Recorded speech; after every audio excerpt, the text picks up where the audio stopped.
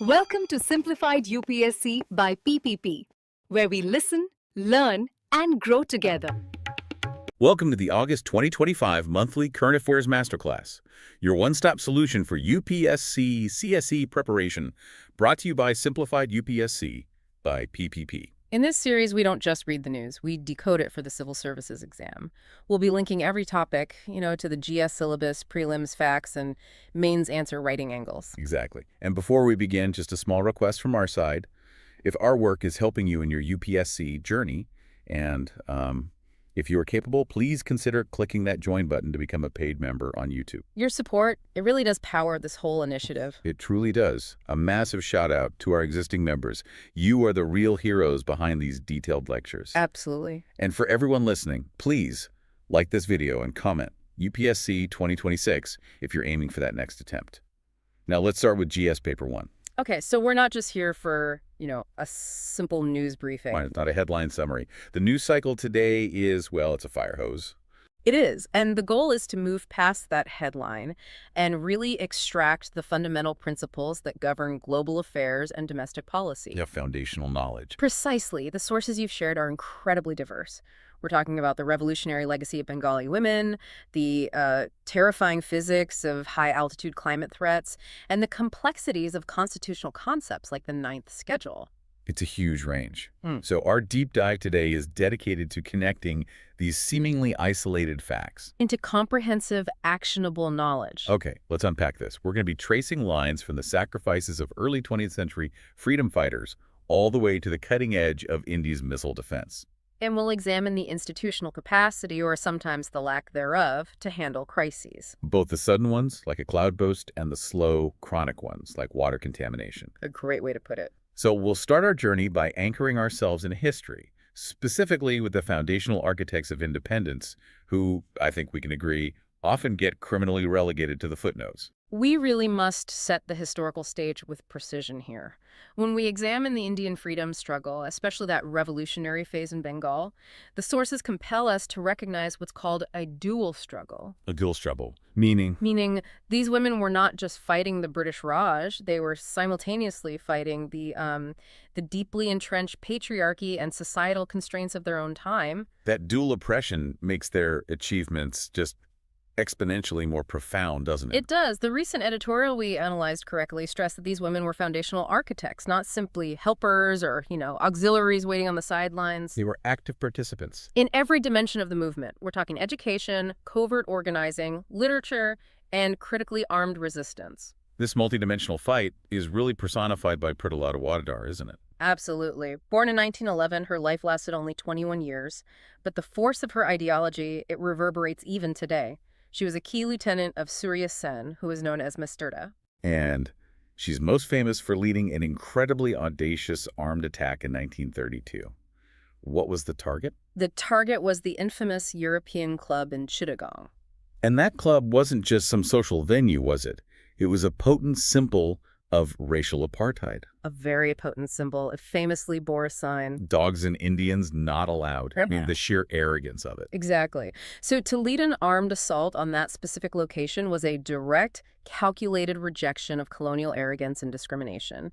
The sources detail how she led that raid, was wounded, and then committed the ultimate intentional act of defiance. She consumed potassium cyanide. Yes, to prevent capture by the British authorities. And this was a calculated political act. How so? Well, capturing her alive would have given the British a major propaganda victory, right? A revolutionary woman humiliated and tried publicly. So by denying them that, she turned her death into a declaration. Her final written appeal was this fiery call for Indian women to not remain passive or silent. That message, it fundamentally links the national struggle for Swaraj with the struggle for gender emancipation. it's just such a powerful story of intellectual conviction combined with, frankly, raw courage. And this theme of courage, it seems to span across the social strata. It's mirrored in the story of Matangini Hazra, who is lovingly remembered as Gandhi Buri. Matangini Hazra's biography offers a crucial counterpoint to the educated elite. She was an illiterate widow, an ordinary rural figure from Tilak, yet she became the very heart of the mass resistance during the 1942 Quit India movement. So her participation demonstrated that the movement wasn't just limited to the cities or the educated middle class. Not at all. It showed it was a popular uprising. She led a massive procession of thousands to seize a police station. Just imagine that sight. A 73-year-old woman, completely unarmed, marching straight toward colonial forces.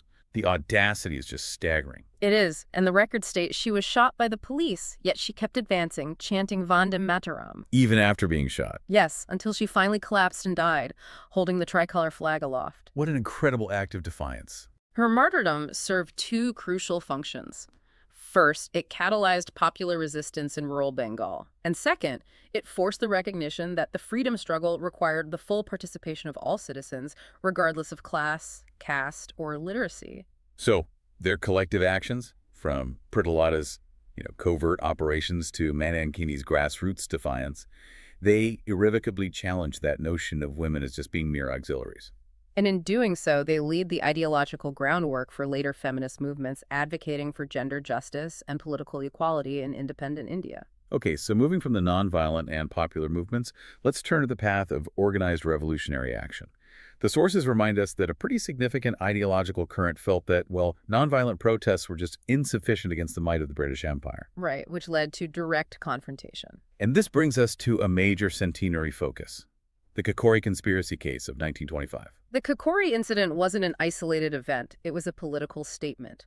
The Hindustan Republican Association, or HRA, orchestrated this daring armed action on August 9th, 1925. And what was their objective? It was simple and urgent: to seize British Treasury funds being transported by train between Saharanpur and Lucknow. They needed this action to finance their operations, purchase arms, and disseminate their revolutionary message. And the list of figures involved is just legendary. Ram Prasad Bismil, Ashraf Khan, Chandrasekhar Azad, Rajendra Lahiri, Roshan Singh, and Mamathnath Gupta. It's a who's who of revolutionaries. So what does this specific event tell us about the HRA's core belief system? It clearly articulated their belief in the necessity of direct, often forceful action, what they termed revolutionary terrorism, to overthrow British imperialism. They saw the British government as illegal usurpers. Exactly, which, in their view, made the seizure of their funds a legitimate act of war.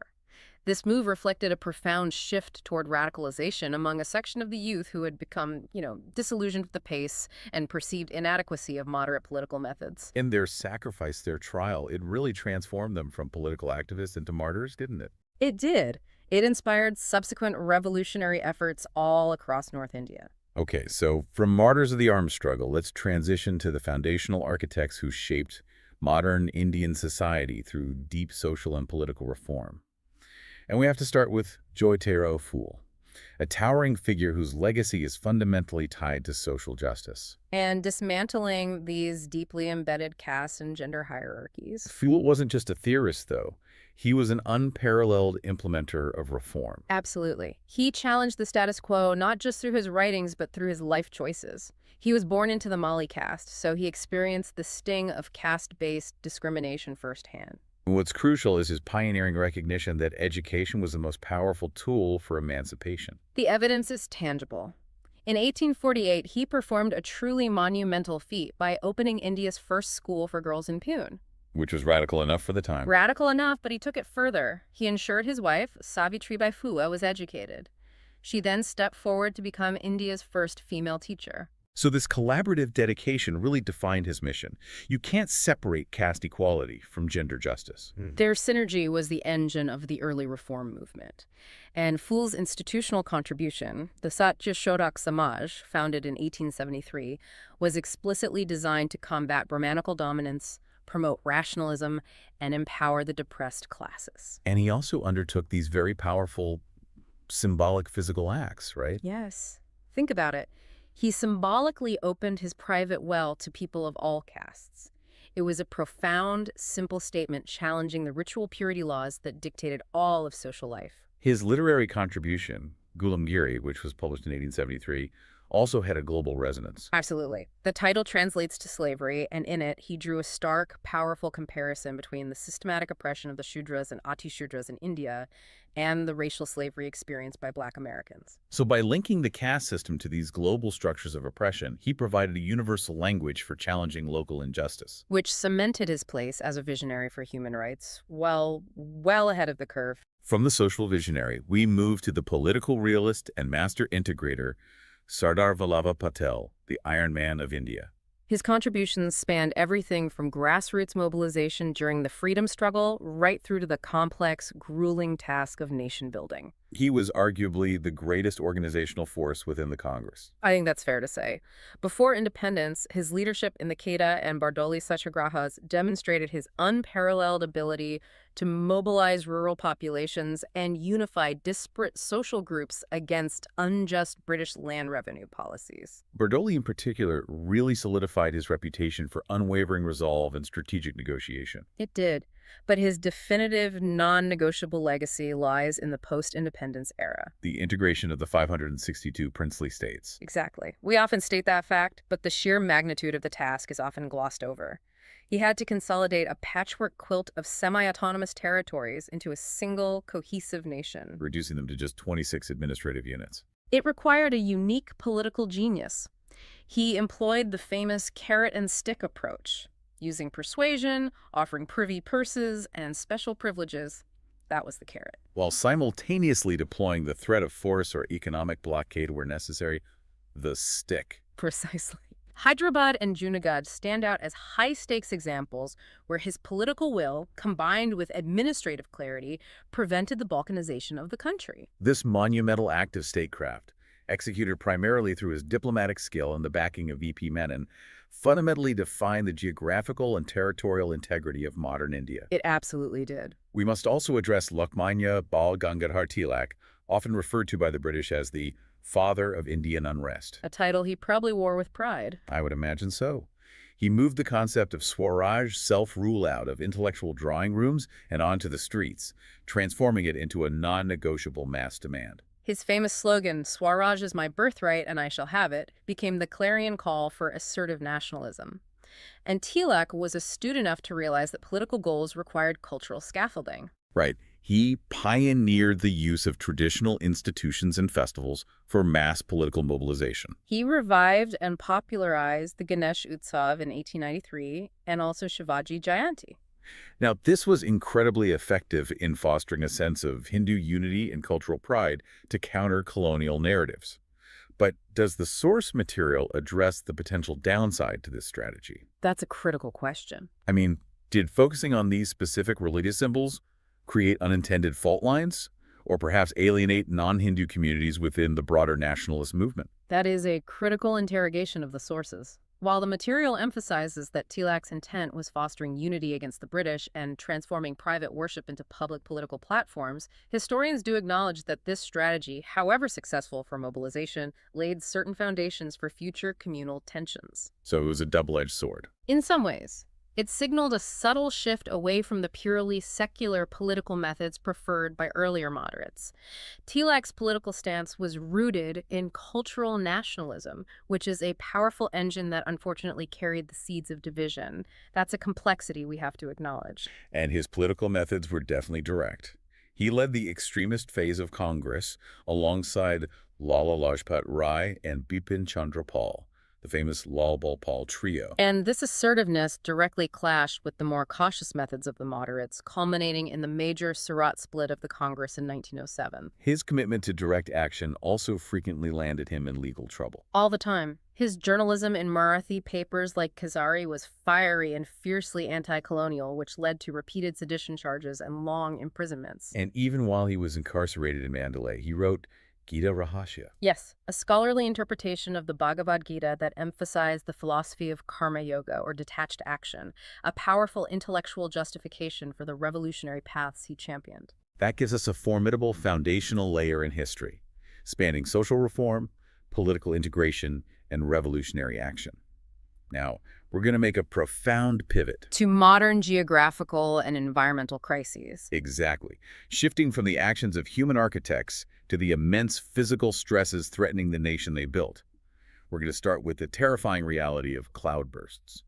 This transition is so necessary because the urgency of environmental threats is immediate. The constant cycle of devastation we're seeing reported in states like Uttarakhand and Himachal Pradesh in recent years. It just highlights India's vulnerability to these high-impact, short-duration climatic events. And if we are to mitigate the risk, we have to understand the precise meteorological mechanism. So let's move beyond the simple description of just heavy rain.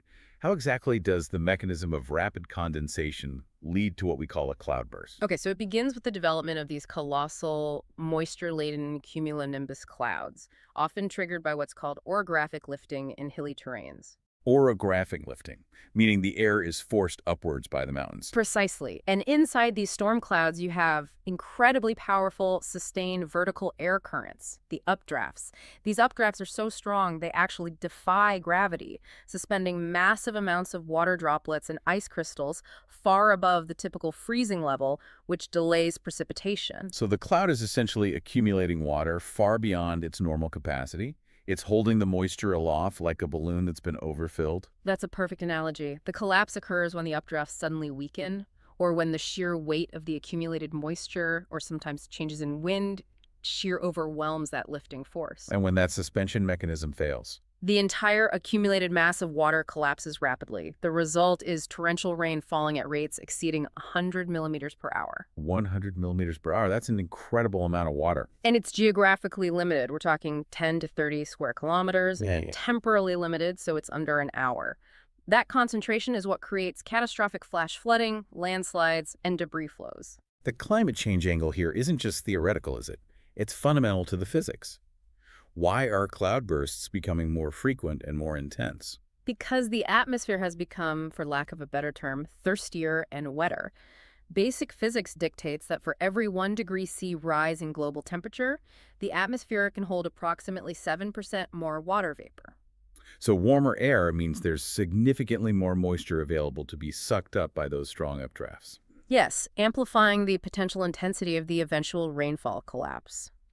The sources also suggest that pollutants or aerosols might play a role by altering droplet formation, potentially inhibiting early rain and allowing the cloud to grow even more massive before the catastrophic release. It's a terrifying feedback loop.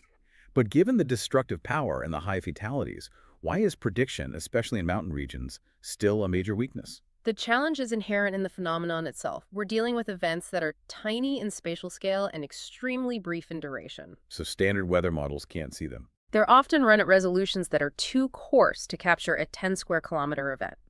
More critically, prediction requires dense, high-resolution monitoring infrastructure. And our vulnerable hilly regions lack that. They lack the requisite network of dense Doppler radars, which are essential for real-time tracking of storm cell movement and intensity, and the necessary automated weather stations. You can only issue accurate early warnings if you have continuous, precise monitoring. And that infrastructure gap translates directly into human lives lost. Tragically, yes. Cloudbursts are sudden and dramatic, but India faces an equally grave yet silent emergency just beneath the surface. Chronic groundwater contamination. This is a national tragedy playing out slowly. Groundwater supplies over 85% of rural drinking water needs and powers 65% of our irrigation. Because it's out of sight, its degradation often goes unaddressed until the health consequences become irreversible. Let's precisely delineate the sources of this contamination, starting with the human-induced or anthropogenic factors that we are directly responsible for. Industrial and agricultural pollution are the primary drivers. In agriculture, the excessive and unregulated use of chemical fertilizers, particularly nitrogen and phosphate-based compounds, leads to significant nutrient leaching. So these nitrates dissolve easily and just penetrate deep into the aquifers. And they pose severe health risks, especially to infants, what's known as blue baby syndrome. Industrially, improper discharge introduces heavy metals lead. Chromium, cadmium, mercury, which are highly toxic, accumulate in the body and are exceptionally difficult to remove from water. And then there's inadequate sanitation. Which means sewage and septic runoff contribute pathogens and organic pollutants directly into the water table. But then you have the natural or geogenic toxins. These are unavoidable and incredibly difficult to treat. Geogenic contamination is a function of the local geology. Two primary toxins are arsenic and uranium. Arsenic is a big one, especially in the Gangetic Plains. Yes, it's concentrated in the aquifers of the Gangetic and Brahmaputra river basins due to certain geological conditions, affecting millions across Bihar, West Bengal, and Uttar Pradesh. Prolonged exposure causes severe skin lesions, internal organ damage, and various cancers. And uranium, which is less commonly discussed in the popular press. Uranium, also naturally occurring, has been noted particularly in the Mabo region of Punjab and parts of Rajasthan. While its presence is linked to the geological makeup of the region, some studies suggest heavy groundwater pumping might be accelerating its mobilization into the water. And the health effects. Uranium exposure is strongly linked to kidney damage, often impacting children and vulnerable populations, and contributing to overall organ toxicity. The scope of this problem is overwhelming, yet governance seems fundamentally paralyzed. Why has the institutional framework failed so badly to contain this emergency? The failure is structural and bureaucratic, as the sources highlight. We have a fragmented governance structure. You have the Central Groundwater Board, the CGWB, focusing primarily on quantity and replenishment, Then you have the Central Pollution Control Board, CPCB. which theoretically monitors quality. And then the Ministry of Jal Shakti is responsible for overall water management. They operate in functional silos, leading to policy overlap, lack of accountability, and major gaps in implementation. So who is actually responsible for the cleanup and long-term quality maintenance? It sounds like the division of responsibility allows the crisis to just escalate. That's exactly what happens. Furthermore, the legal framework is outdated and weak. The Landmark Water Act of 1974 scarcely addresses groundwater contamination. It focuses more on surface water. And state-level monitoring is often irregular or just non-existent. Right. And there is a critical lack of enforcement mechanisms to penalize industrial or agricultural entities responsible for pollution. This institutional weakness turns a public health crisis into a policy vacuum. The clear path forward has to involve holistic management, right? Regulating nitrogen fertilizers, promoting integrated nutrient management, And, crucially, empowering community groups like village panchayats to manage, test, and report local contamination, shifting responsibility from a centralized bureaucracy to decentralized oversight. Agreed. Now, let's briefly look at the dynamism of India's major river systems, where governance meets physical geography. We've got developments on the Mahanadi, the Bhagirathi, and the Gangotri Glacier. Right. The Mahanadi River dispute is a classic case of interstate water conflicts involving Odisha and Chhattisgarh over resource sharing. What's the recent update there? The recent positive development is the agreement between both states to seek an amicable settlement. They're trying to move past years of protracted litigation that was just consuming resources at the Mahanadi River Water Disputes Tribunal. And the Mahanadi is critical for that region. It is. It's an east-flowing river known for major tributaries like the Siyanath and the Til, and it's vital for irrigation and power generation. It hosts the famed Hirakud Dam, the world's longest earthen dam. An amicable settlement sets a significant precedent for resolving other interstate water conflicts. Okay, now contrast that administrative friction with the raw geological forces impacting the Bhagirathi River in the Himalayas. ISRO imagery has confirmed a morphological change there. This is a perfect illustration of the Himalayas' volatile, tectonically active nature.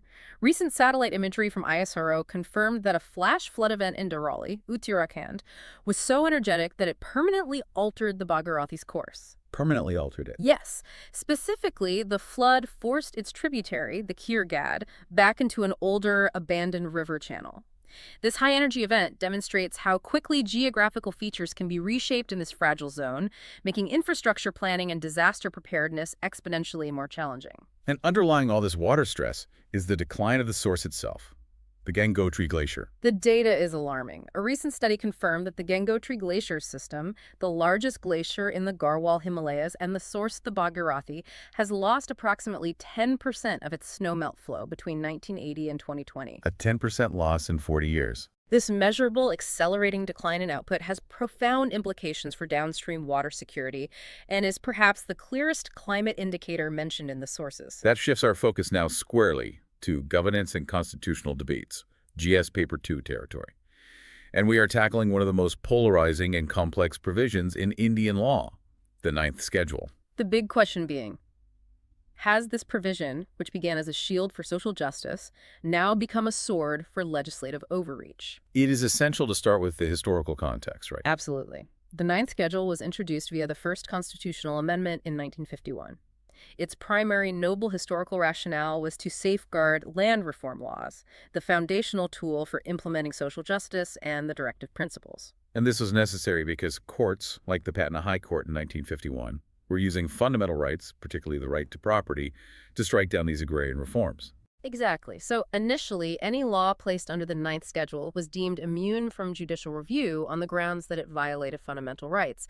Specifically, Articles 14 for equality, 19 for freedoms, and 31 for property. It served its purpose initially, enabling these revolutionary agrarian reforms across various states. But the problem arose when government started using it as a blank check. A way to bypass all constitutional scrutiny. By the 2000s, the schedule contained over 284 laws, many of which had absolutely nothing to do with agrarian or economic reform. This legislative overreach began to visibly erode the core guarantees of fundamental rights. And this is where the conflict with the judiciary really exploded. If the legislature can grant immunity to any law it chooses, doesn't that fundamentally undermine the constitutional balance of power and the concept of a basic structure? It does. After the landmark Kesavananda Farachi case in 1973 established the basic structure doctrine that Parliament cannot amend the Constitution in a way that destroys its fundamental essence, the Ninth Schedule came under intense scrutiny. And the source material highlights the flashpoint, the use of the Ninth Schedule to insert Tamil Nadu's reservation laws. Which exceeded the constitutional 50% reservation cap upheld by the Supreme Court. So the core argument became, if a law violates the basic structure, which includes judicial review itself and core rights like equality, can the government simply place it in the Ninth Schedule and immunize it? And the Supreme Court clarified this in the 2007 Coelho case. The ruling stated unequivocally that laws placed in the Ninth Schedule after April 24, 1973, the date of the Kesavananda Party judgment, are subject to judicial review if they are found to violate the basic structure of the Constitution. So that was a necessary judicial check on potential legislative abuse. It was. The schedule remains a crucial tool, but its overuse for issues unrelated to its original purpose, social and agrarian reform risks eroding the foundational guarantees of constitutional rights. Okay, from broad constitutional principles, let's dive into the granular administrative complexities of reservation policy. Specifically, the issue of ensuring uniformity and fairness in defining the creamy layer for other backward classes, or OBC, quotas. The current policy landscape is confusing and, frankly, rife with painful administrative anomalies. These inconsistencies create genuine hardship and endless legal battles. They do. The lack of standard equivalence across government sectors means that individuals holding a similar status, say, a manager in a central public sector undertaking versus a state PSU, are treated differently when applying for central government posts. And even more troubling are the reported cases of civil service aspirants, over 100 between 2016 and 2024, who were initially accepted based on their certificates, only to be retroactively classified as creamy layer years later and disqualified. Imagine that. That kind of administrative instability just undermines public trust and creates immense career anxiety for those pursuing competitive exams. What precise reforms are being proposed to establish uniform equivalence and correct these anomalies? The proposed reforms aim to create clear, fixed benchmarks tied to equivalent status in central government. For the field of academia, for instance, those holding assistant professor positions or higher would automatically be equated to the creamy layer, analogous to Group A entry in the civil services. And what about for PSUs and banks? Similarly, for both central and state public sector undertakings and banks, executive-level posts would be classified as creamy layer. But does this classification exempt them from the income criteria? No, the classification applies generally, but it's always subject to the current income exemption cap, which stands at 8 lakh rupees per annum. If their income is below that threshold, they are generally not classified as creamy layer unless they meet other exclusion criteria based on post or parentage. Like being the child of a constitutional functionary. Exactly. And critically, how is the vast, mostly unregulated private sector handled? For the private sector, the variations in compensation, titles, and actual responsibility are just too vast for a post-based equivalence. Therefore, the reforms specify that only the strict income and wealth criteria will apply. So the significance of this push for uniformity is really about stability. It's about stability, fairness, and strengthening the credibility of reservations as a tool for equity.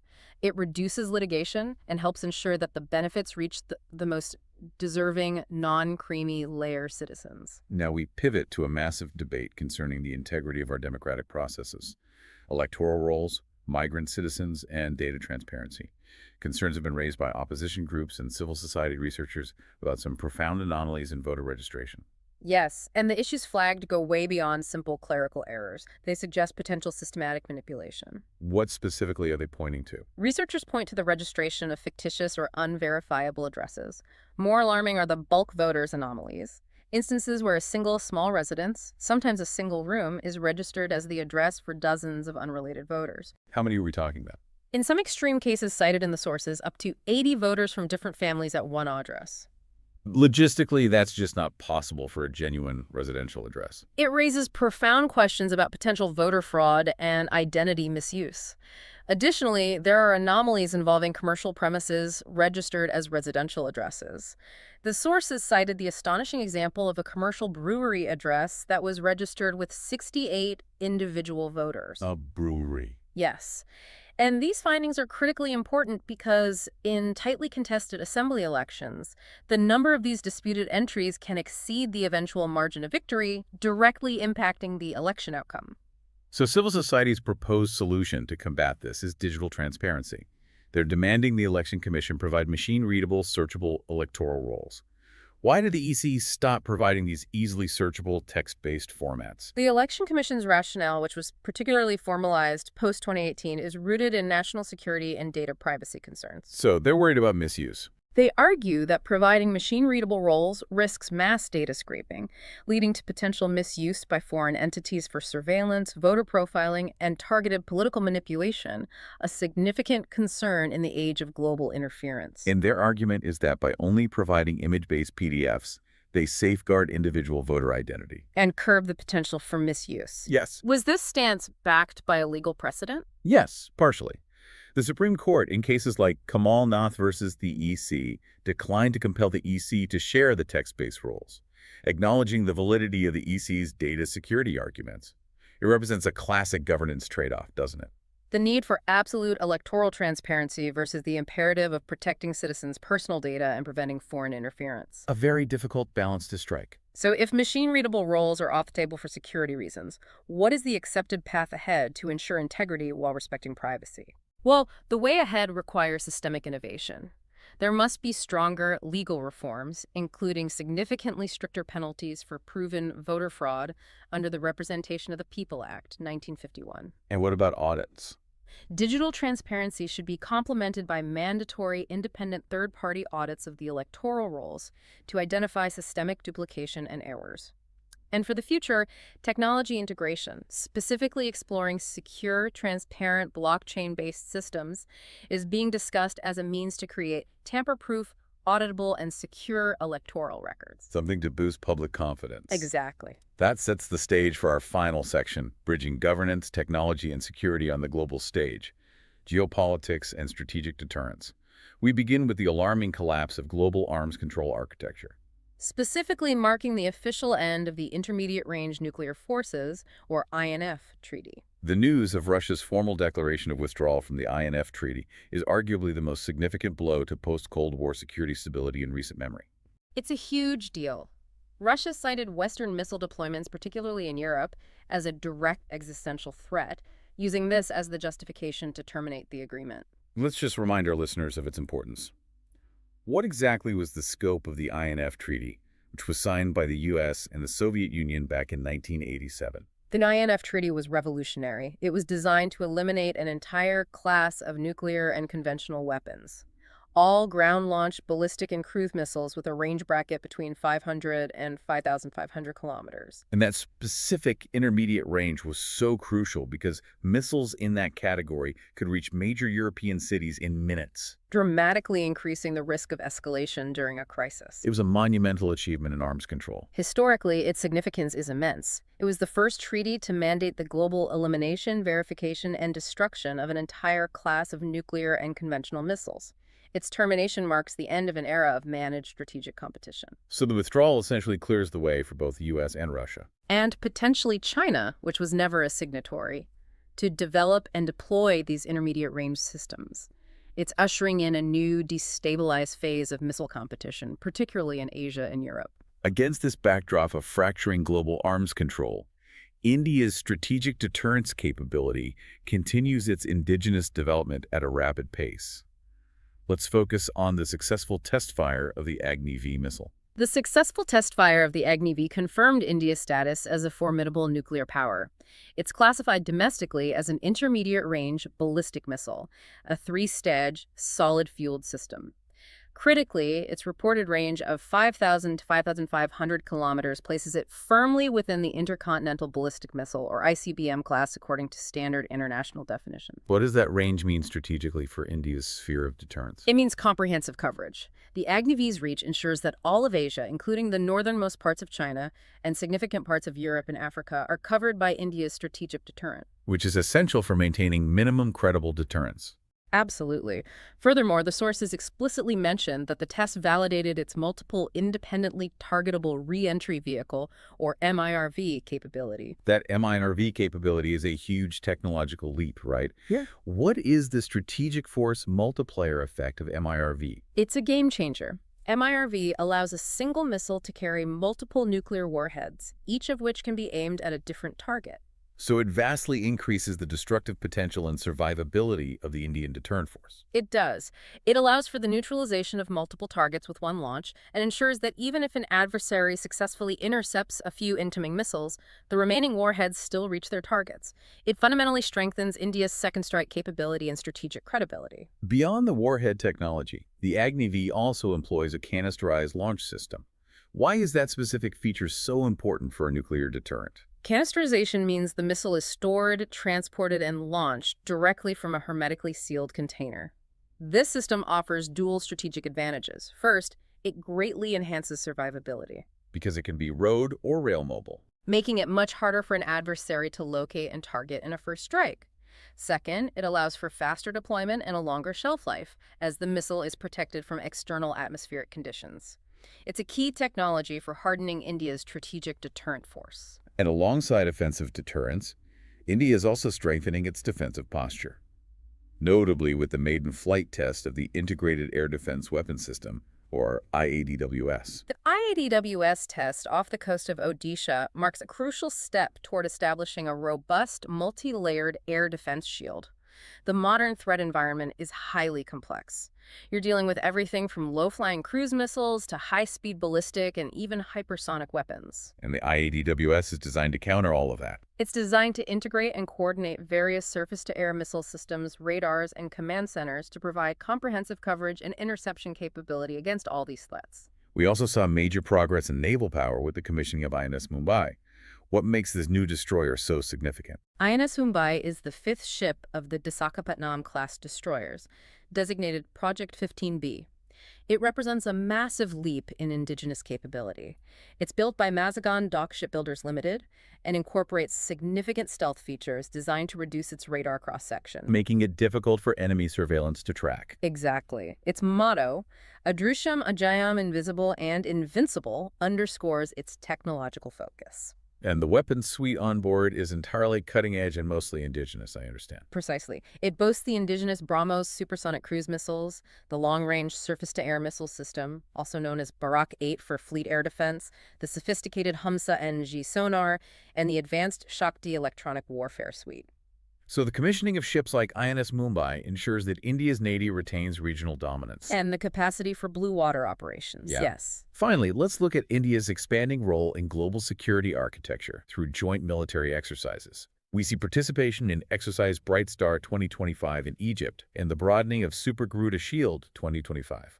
Exercise Bright Star is highly significant as a tri-service engagement Army, Navy, and Air Force, with a large contingent deployed to Egypt.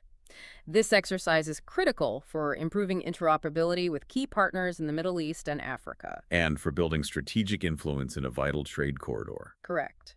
And Super Garuda Shield, hosted by the U.S. and Indonesia, seems to be transforming into a massive multinational event in the Indo-Pacific. It's becoming a key indicator of Indo-Pacific security consensus. It is. While the U.S. and Indonesia remain the core hosts, the 2025 exercise expanded dramatically to include major participation from global powers like the UK, France, Australia, Japan, Canada, Germany. The list goes on. So this expansion signals a rapidly growing coalition focused on enhancing regional security cooperation and collective deterrence. Especially amidst rising geopolitical tensions and maritime disputes in the Indo-Pacific theater. Okay, we have completed a comprehensive journey through the sources today. Let's try to synthesize the three major areas we covered in this deep dive. We started by grounding ourselves in the past, celebrating the multidimensional heroism of figures like Pritilata, Waddedar, and Matangini, Hazra, whose fight was inherently for both national and gender emancipation. We then made that sharp transition to the present, analyzing the urgent environmental stresses on the nation. Specifically decoding the complex mechanisms and infrastructure deficiencies behind deadly Himalayan cloudbursts, and detailing the chronic policy-paralyzed crisis of geogenic groundwater contamination. And we decoded the constitutional and administrative response, examining how the Ninth Schedule has evolved from a tool for social engineering to a provision that required judicial review to protect the basic structure. Alongside the critical policy efforts to ensure equity and uniformity in reservation criteria. And finally, we contextualized India's strategic posture by noting the collapse of Cold War arms control, signaled by the death of the INF Treaty, and simultaneously reviewing the profound technological advancements demonstrated by the Agni-V's MIRV capability and the commissioning of indigenous naval power like INS Mumbai. The sources reveal a critical common thread, don't they? Linking all these disparate topics. Which is? The immense environmental and demographic pressures, rising heat, water scarcity, localized climate disaster, are profoundly testing the capacity, design, and resilience of our existing governance frameworks. Whether it's the constitutional integrity checked by the judiciary or the fragmented institutional structure governing water quality, the system is under extreme duress. From both high-impact, sudden events and these slow, cumulative crises. This raises an important question for you, the learner, to consider as you synthesize this information. We noted the ICJ ruling that recently revived the legal status of the Kyoto Protocol. Now, if the current model of non-binding voluntary climate pledges epitomized by the Paris Accord continues to prove insufficient in curbing the escalating environmental destruction we discussed, does this ICJ decision signal a permanent return to legally binding top-down punitive treaties? And if that shift occurs, how would this fundamentally alter India's long-standing climate diplomacy strategy, especially concerning the core principle of common but differentiated responsibilities in the coming decade? That's a complex strategic challenge for the future leaders among you to ponder until our next deep dive. Welcome to the Deep Dive. Today, we're dissecting a really demanding stack of critical source materials. They span, well, everything from India's constitutional history to the digital landscape, the fight for social equity, and even into strategic security. It's a really broad canvas. It is, and this deep dive is, as always, tailor-made for you, the learner, who's looking for that crucial context behind the headlines. We're going to get into the complex legal principles and historical undercurrents that really dictate today's policy. And I think the sources today are particularly compelling because you can see this constant tension. It's a tension between legal certainty and social ambition. That's a great way to put it. So our mission is clear. We are here to extract the deepest insights from 4 major policy and societal topics. We're going to examine the constitutional integrity of the Ninth Schedule. We'll analyze the judiciary's attempt to regulate digital free speech. A huge topic. A huge and very current topic.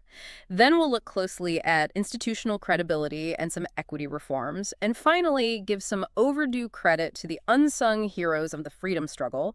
And we'll try to link that history with present-day climate and defense realities. So we're looking for the patterns. We're looking for the patterns, exactly. The threads that connect law, governance, and history to really understand the trajectory of India's policy landscape. Okay, let's unpack this.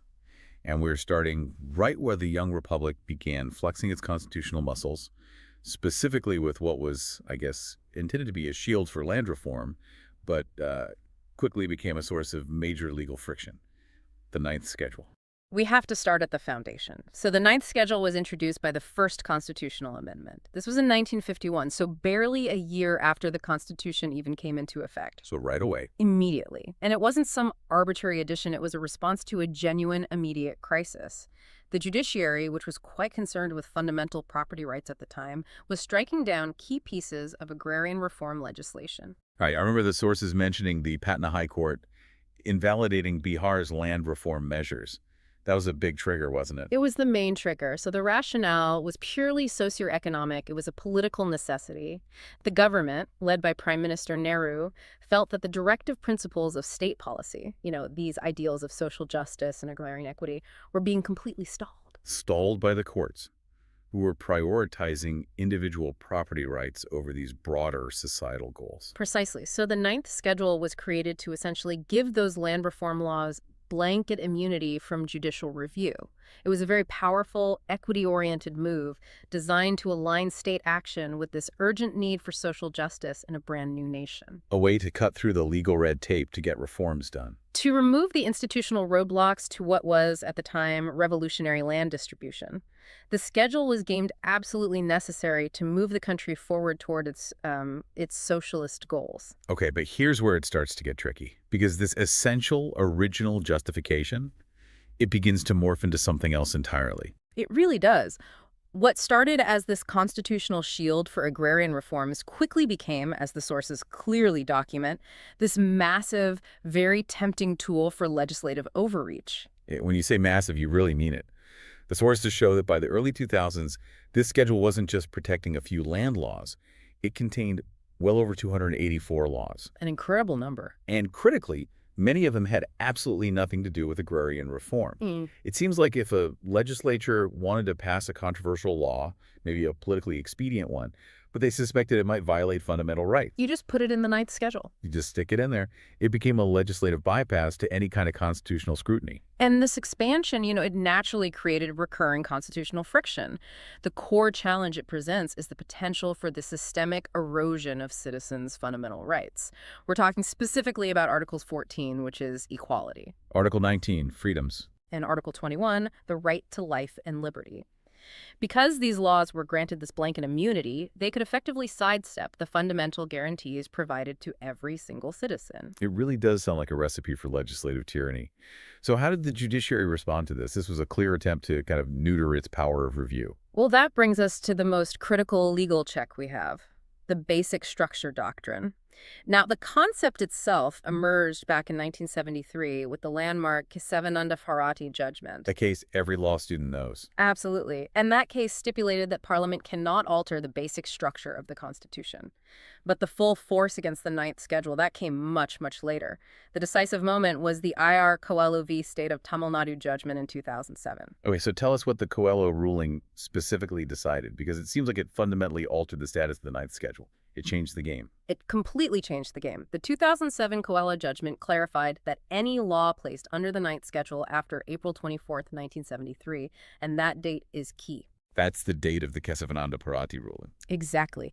So any law placed in the schedule after that date is still open to judicial review if it violates the basic structure of the Constitution, particularly Articles 14, 19, and 21. So it wasn't retroactive to 1951. But it drew a very clear line in the sand. A very clear line. It was a critical course correction. It slammed the door on true blanket immunity and forced the legislature back into constitutional bounds. It asserted that even constitutional amendments cannot breach the foundational essence of the Republic. That makes so much sense. So the Coelho case was basically the judiciary's way of saying, look, we respect the original intent for equity, we get why this was created, but you cannot use this historical tool to permanently bypass fundamental rights. That's a perfect summary. And the sources point to concrete examples of this misuse, like the Tamil Nadu reservation laws, which I think is a classic case. It's the classic example. The Tamil Nadu law famously exceeded the 50% reservation cap mandated by the Supreme Court.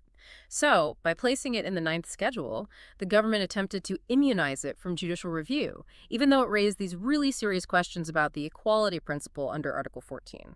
So it was a clear case of leveraging the schedule for politically expedient measures, regardless of the constitutional principles. Exactly. And the material suggests a clear path forward from this.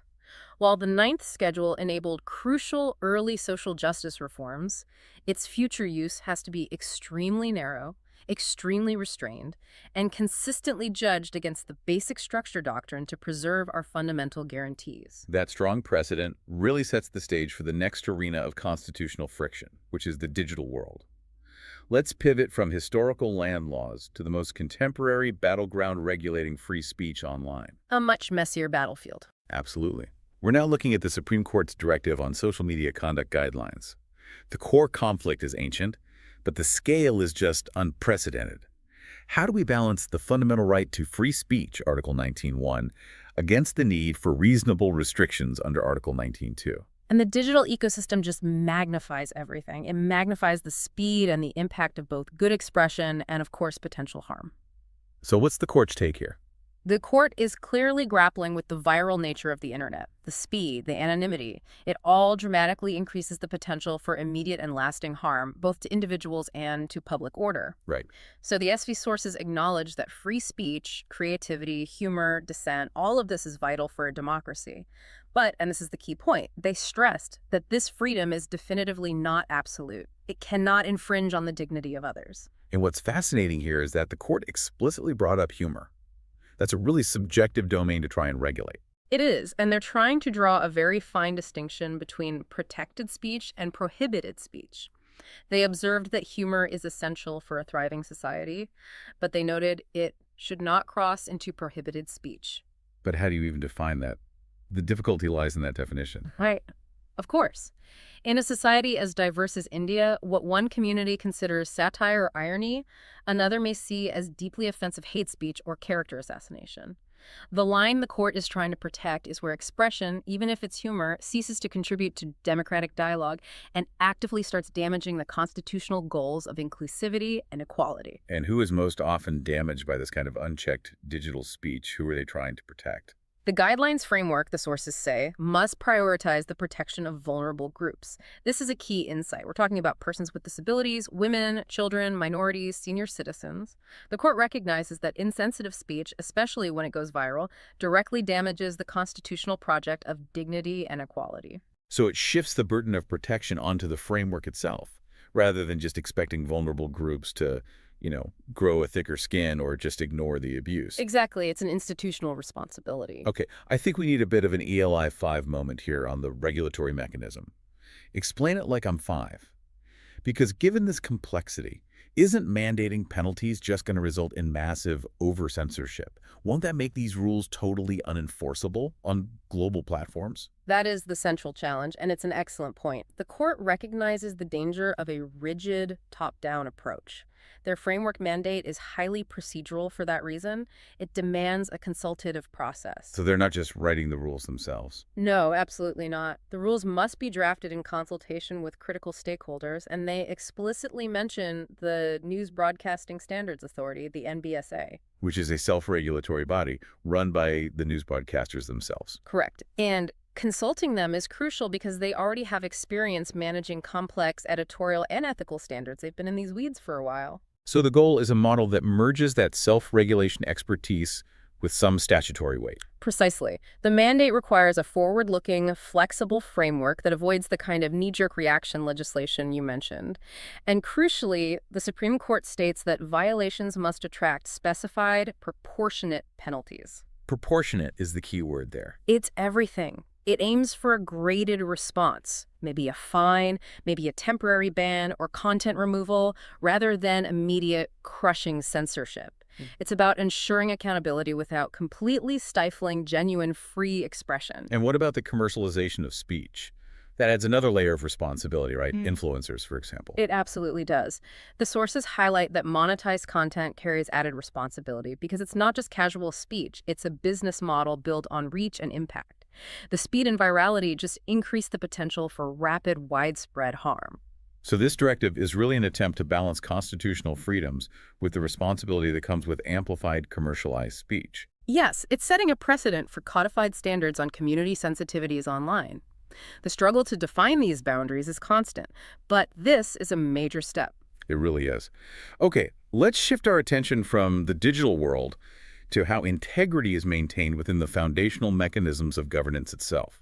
Let's start with the institutions that recruit our leaders and manage our elections. Trust in government, at the end of the day, hinges on the credibility of its institutions. And our sources remind us of the foundational importance of bodies like the Union Public Service Commission, the UPSC. Right, which is set to mark its centenary year from October 2025 to October 2026. 100 years. It's a celebration of a century of commitment to transparent, merit-based public service recruitment. It's a historical commitment to neutrality and fairness that's worth remembering. And that 100-year commitment to merit contrasts so sharply with the contemporary crisis of electoral integrity that's revealed in the source material. The problems detailed there regarding electoral rolls, they threaten the very idea of legitimate representative governance. It's a profound threat to the principle of one person, one vote. The source material details massive systemic anomalies. We're talking about specific, really shocking problems, like the registration of bulk voters at single, highly dubious addresses. The examples were stunning. The material cites one egregious case. A single-room house found to be listing 80 unrelated voters from different families. Wait, 80 people registered from a single room? 80 people. It just stretches credulity beyond the breaking point. It raises serious alarms about the verification processes, or worse, the intentional manipulation of the rolls. And it gets even more alarming. There are cases of commercial premises being used as residences for registration. The source noted a brewery address that had 68 registered voters associated with it. A brewery? A brewery, none of whom actually lived there. And then you have fictitious personal details where fields like the father's name contain just random non-meaningful characters. It all points to systemic vulnerabilities. This issue is so critical because in a tight election, the number of these disputed entries could easily exceed the margin of victory. It directly impacts the legitimacy of the outcome. The whole principle of universal adult suffrage under Article 326 is undermined if the list of eligible voters is compromised. Absolutely. So the sources propose a multi-pronged approach to restoring accountability. The first, and most obvious, is digital transparency. Making voter rolls available in machine-readable formats. Exactly. This allows researchers, civil society, to easily detect duplication and errors. It promotes a kind of third-party accountability. But the Election Commission, the EC, stopped providing these machine-readable rolls back in 2018. Why would they do that? This is where you got that classic dilemma of balancing transparency and security. The EC cited really serious concerns about data privacy. They feared that if names, addresses, and other details were easily searchable in a text format, they could be misused by foreign entities or for large-scale voter profiling, surveillance, and targeted political manipulation. So there's a real security concern there. There is. They rely on an internal EC order and a 2018 Supreme Court case, Kamal Nath v. EC, which refused to compel the EC to share the text-based rolls. The court upheld the security concerns. So any governance solution has to address both the fraud and the privacy issues simultaneously. What else is proposed? Well, beyond digital transparency, which would need enhanced security measures, the sources suggest third-party audits by neutral agencies to identify systemic errors before polls are even held. To strengthen that institutional credibility. Yes. And critically, legal reforms. This means amending the Representation of the People Act of 1951 to impose much stricter penalties for voter fraud. Rebuilding public confidence requires institutional muscle and very clear consequences. Let's move from electoral integrity to the mechanics of legislative representation itself, and I want to focus on the unique governance framework of union territories, or UTs. The nomination process there seems fundamentally different from how it works in the states. It's a critical constitutional difference, and it has major implications. In states, the governor has to act on the aid and advice of the elected council of ministers. The nomination process for state legislative councils is highly constrained by the Constitution. But in UTs, it's a different story. A very different story. In UTs, the assemblies are governed by specific parliamentary statutes. This gives the union government a far greater degree of control. Can you give us some concrete examples of how this plays out in the UTs the sources mentioned? Sure. Take Jammu and Kashmir. Under the J&K Reorganization Act, the lieutenant governor can nominate up to 5 members to the assembly. And these slots are specifically allocated for marginalized groups. 2 women, 2 Kashmiri migrants, and 1 displaced person from Pakistan-occupied Kashmir. And Puducherry. In Puducherry, the central government can nominate up to 3 members under the Government of Union Territories Act of 1963. And crucially, judicial interpretations from the Madras High Court in 2018 and the Supreme Court in 2023 regarding Delhi have largely upheld the center's primacy in these UT nominations. Why is this so important? I mean, 3 or 5 people sounds insignificant in a large assembly, but in UTs, that number can critically tilt the democratic balance, can it? That is the key implication. UT assemblies are often quite small. In Puducherry, the elected strength is only 30. So 3 nominated members represent 10% of the strength. They can absolutely determine a legislative majority or defeat a confidence motion. So the nomination, coming directly from the union or the LG, can impose the will of the central government on a local elected body. It can, and it raises serious questions about the federal balance in these territories. Speaking of fairness and equity in governance, the sources dive into a major administrative challenge in social justice: the inconsistent application of the creamy layer criteria for OBC quotas. Yes, across central and state systems, this anomaly has caused real pain for beneficiaries. It really has. This lack of uniformity has led to the unfair exclusion of over 100 civil service aspirants between the 2016 and 2024 batches. And these are people whose caste certificates have been accepted previously. The problem stems from these differing interpretations of what constitutes equivalent socioeconomic status. For instance, an executive-level post in a state public sector undertaking, a PSU, might not have been recognized as equivalent to a Group A central service post. So you could have a candidate whose family income was within the limit, but because their father held a senior but state-level position, they were arbitrarily excluded. Exactly. So the goal of this proposed reform is to create a standardized equivalence framework to ensure that candidates of similar socioeconomic status are treated uniformly, whether they work for a state government, a central government, or an aided institution. What are the specific equivalence benchmarks being proposed to achieve that uniformity? The reform introduces precise definitions to remove that ambiguity. For example, for university teachers, anyone holding the post of assistant professor or upwards is automatically classified as creamy layer. So that equates them directly to the Group A entry level in central services. Correct. It ensures that the children of high-ranking academics don't benefit from a quota that's intended for less privileged groups. And what about those in-state organizations, where the pay scales and designations can vary wildly? For state PSUs and other state institutions, executive-level posts are now explicitly equated to the creamy layer, mirroring the central service hierarchy. This classification applies regardless of the specific state's pay scale, as long as the family income is above the current ceiling of 8 lakh rupees per annum. So it's a huge step toward uniformity. A massive step.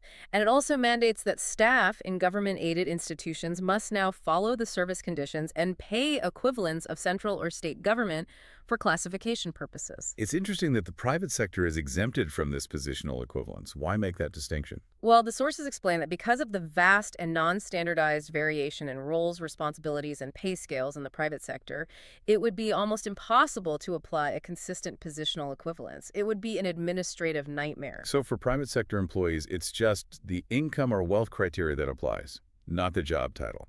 Exactly. It simplifies the administrative burden while maintaining the integrity of the economic ceiling. So beyond just correcting this anomaly for the 100-plus disqualified candidates, what does this administrative streamlining signify for the broader social justice landscape? Its significance is foundational, really. First, it promotes fairness and uniformity, rectifying anomalies that unfairly excluded genuine beneficiaries. Second, it strengthens the credibility of OBC reservations. If the creamy layer criteria are porous or easily bypassed, the entire policy loses public faith. And it provides legal clarity. Essential legal and administrative clarity. It minimizes the scope for conflicting interpretations by different bodies, which ultimately reduces litigation and fosters trust in a very sensitive policy domain. The pursuit of equity is clearly a recurring theme, whether we're talking about legal definitions or administrative practice. Now let's take a major step back in time and shine a light on history, specifically on the unsung heroes whose struggles laid the foundation for the constitutional principles and equity goals we've been discussing. History is so often written by those who succeed, and it's often simplified into these narratives of just a few great leaders. The sources compel us to correct that narrative, especially around the Bengali women revolutionaries. Who fought what the sources call a crucial dual struggle. A dual struggle. They weren't just fighting British colonialism, they were simultaneously fighting against entrenched patriarchy and these severe societal restrictions that attempted to confine them to the domestic sphere. That dual burden makes their acts of defiance truly revolutionary. We have two powerful examples here, Pritilata Waddedar and Matangini Hazra. Tell us more about Pritilata Waddedar. Pritilata Waddedar represents the intellectual armed wing of the resistance. She was a committed member of Surya Sen's revolutionary group, and her most famous action was leading the armed attack on the European club at Chittagong in 1932. And this club was notorious for that sign, wasn't it? Dogs and Indians not allowed. A blatant, humiliating expression of racial segregation. So attacking the club wasn't just a military target. It was a powerful symbolic act against systematic racism and colonial arrogance. And what happened after the attack? Well, to avoid capture and the inevitable torture or confession that would follow, she consumed cyanide. Her final note and her final action were a deliberate political statement. She called upon Indian women to not remain passive. Her sacrifice transformed her into a martyr and a direct symbol of active, armed female participation in the resistance. Paving the way for others. Absolutely. She paved the way for other women to break those societal barriers and join the movement. And then there's the story of Matangini Hazra, known affectionately as Gandhi Buri, who represents the power of grassroots mobilization. A very different kind of resistance. A very different kind, but just as powerful. Matangini Hazra exemplifies pure, fearless mass resistance. She was an illiterate widow from Tilak in Bengal, and she was already a fierce activist in her 70s. Her 70s? Yes. She fearlessly led the massive Quit India procession in 1942, marching toward the Tilak police station. And the sources paint this incredibly vivid, moving picture. As the colonial police opened fire, she just kept chanting Vande Mataram, holding the tricolor flag aloft, even after being shot multiple times, until her final breath. An enduring symbol of popular resistance. Absolutely. She demonstrated that revolutionary courage was not limited to the educated elite, but was found in the most marginalized women in society as well. Their significance is immense, because their courage really broadened the definition of the freedom movement itself. It laid crucial groundwork for later gender justice and empowerment movements in post-independence India. It did. But not all action was passive resistance. The sources also emphasized the shift towards direct armed action, exemplified by the Kakori conspiracy case. This was in 1925. 1925. The Kakori incident centered on a highly calculated armed action by the Hindustan Republican Association, the HRA. On August 9th, they seized British government treasury funds from a train. The key insight here is the motive. This wasn't just theft. They needed to fund the revolution. Exactly. The primary goal was to secure funding for the movement, to buy arms, print literature, sustain their operations, and simultaneously send a clear political message that the British government's resources were fair game. So this action fundamentally demonstrated that key figures like Ram Prasad Bismil, Ashfaquullah Khan, and Chandrasekhar Azad had concluded that moderate tactics petitions, verbal protests, were just wholly insufficient against the might of British imperialism. It signaled a strategic shift toward revolutionary direct action. While the subsequent trial and hangings made martyrs of the participants, their willingness to embrace that sacrifice cemented their legacy and inspired a new generation to adopt more aggressive tactics against the colonial regime. It's a vital, if tragic, thread in the complex tapestry of the freedom struggle. It is so powerful to connect these localized historical struggles for freedom to the global existential challenge we all face today. Climate change and its extreme manifestations, like the devastating cloudbursts we've been seeing. The tragic flash floods in Uttarkashi and Kishwar bring the frightening, localized mechanics of cloudbursts into sharp focus. The material really demands that we understand the technical science behind these intense, catastrophic events. So, a cloudburst isn't just heavy rain. No, it's often misunderstood that way, but it's far more specific. It's essentially a violent, localized atmospheric failure. Cloudbursts involve the rapid condensation and torrential fall of water that has been suspended high up in the atmosphere. How is it suspended? It's held up by strong upward air currents, called updrafts, within a cumulonimbus cloud system. These updrafts hold a massive amount of moisture. So the updraft is holding this colossal volume of water vapor like a pressure cooker. What causes the burst? When those updrafts suddenly weaken or collapse, maybe due to a change in wind shear or internal storm dynamics, the entire huge volume of suspended water rapidly condenses and just drops. It falls as an extremely intense downpour over a tiny area, typically just 10 to 30 square kilometers. And the rainfall intensity is off the charts. It often exceeds 100 millimeters per hour. To put that in perspective, that's like an average day's worth of rain falling in 60 minutes. This rapid concentration leads to flash floods that leave absolutely no time for response, especially in steep, hilly terrain. And the sources explicitly link this terrifying mechanism to the broader climate crisis. How does rising global temperature enhance this specific localized problem? The connection is rooted in fundamental physics. The atmosphere's moisture capacity is governed by something called the Clausius-Clapeyron relation. Basically, for every 1 degree C rise in temperature, the atmosphere can hold approximately 7% more water vapor. So climate change provides the heat, which supercharges the clouds with moisture. Exactly. When a storm system develops now, it's loaded with significantly more moisture than historical norms. This fundamentally enhances the potential for these short-duration, extreme rainfall events. It makes cloudbursts more frequent and more intense, particularly during the already moisture-laden monsoon season. Given their small scale and short duration, under an hour, why is prediction so challenging for the Indian Meteorological Department? The prediction difficulty is threefold, as the sources note. First, the spatial scale is just too small. Standard wide-area weather radar often misses events localized to 1030 square kilometers. Second, the short duration means that by the time ground stations report the initial downpour, it's already too late to issue effective warnings. And the third reason is infrastructure. Yes, and this is perhaps the most practically relevant for places like Uttarkashi and Kishtwar. It's inadequate infrastructure. Hilly regions where these events are most devastating often lack dense networks of advanced Doppler radar and weather stations. So if I'm a learner who doesn't deal with radar systems, what is the key difference between a standard radar and a Doppler radar network in this specific context? That's a great clarifying question. A standard radar essentially tells you where precipitation is. A Doppler radar, on the other hand, uses the Doppler effect to measure the movement and the velocity of precipitation particles inside the cloud. So it can see what's happening before the rain falls. Precisely. It allows meteorologists to detect wind shear and those rapid upward and downward air movements, the crucial updraft collapse, that indicate a potential cloudburst is forming before it happens. Without a dense Doppler network, especially in mountainous regions, detection is often impossible until the event is already underway. This massive need for global cooperation and localized resilience brings us directly to the international climate policy stage, where a major legal shift has occurred regarding the Kyoto Protocol, a treaty many people considered, well, irrelevant after the Paris Agreement. This ICJ ruling is a really significant development in global climate governance. It demonstrates that old legal obligations don't just vanish.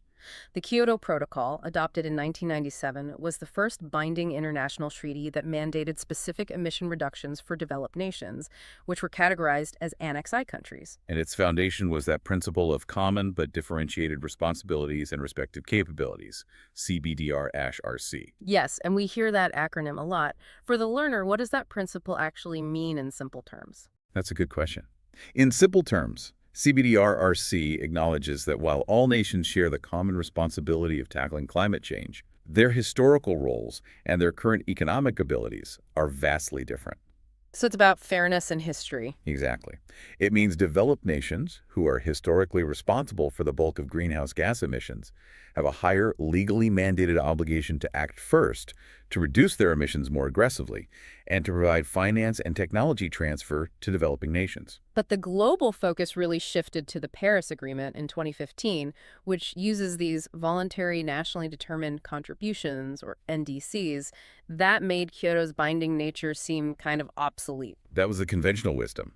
Post-Paris, and given the operational non-compliance of major nations, the protocol was widely considered defunct. However, the recent ICJ ruling emphasizes a principle called treaty coexistence. Treaty coexistence. It clarifies that the Kyoto Protocol complements the Paris Agreement. It does not replace it. Treaties remain legally valid unless they are explicitly superseded. So what are the concrete implications of this ruling for developed nations? Does it actually change anything? It could. The revival is crucial because it legally revives the CBDR-RC principle, which had been really diluted under the voluntary structure of Paris. This potentially subjects developed nations, those Annex I countries, to renewed legal scrutiny for their historical emissions. And it revives their legally binding obligations for climate finance and technology transfer. Precisely. Kyoto's mandate included creating mechanisms like the Clean Development Mechanism and specific binding emission targets.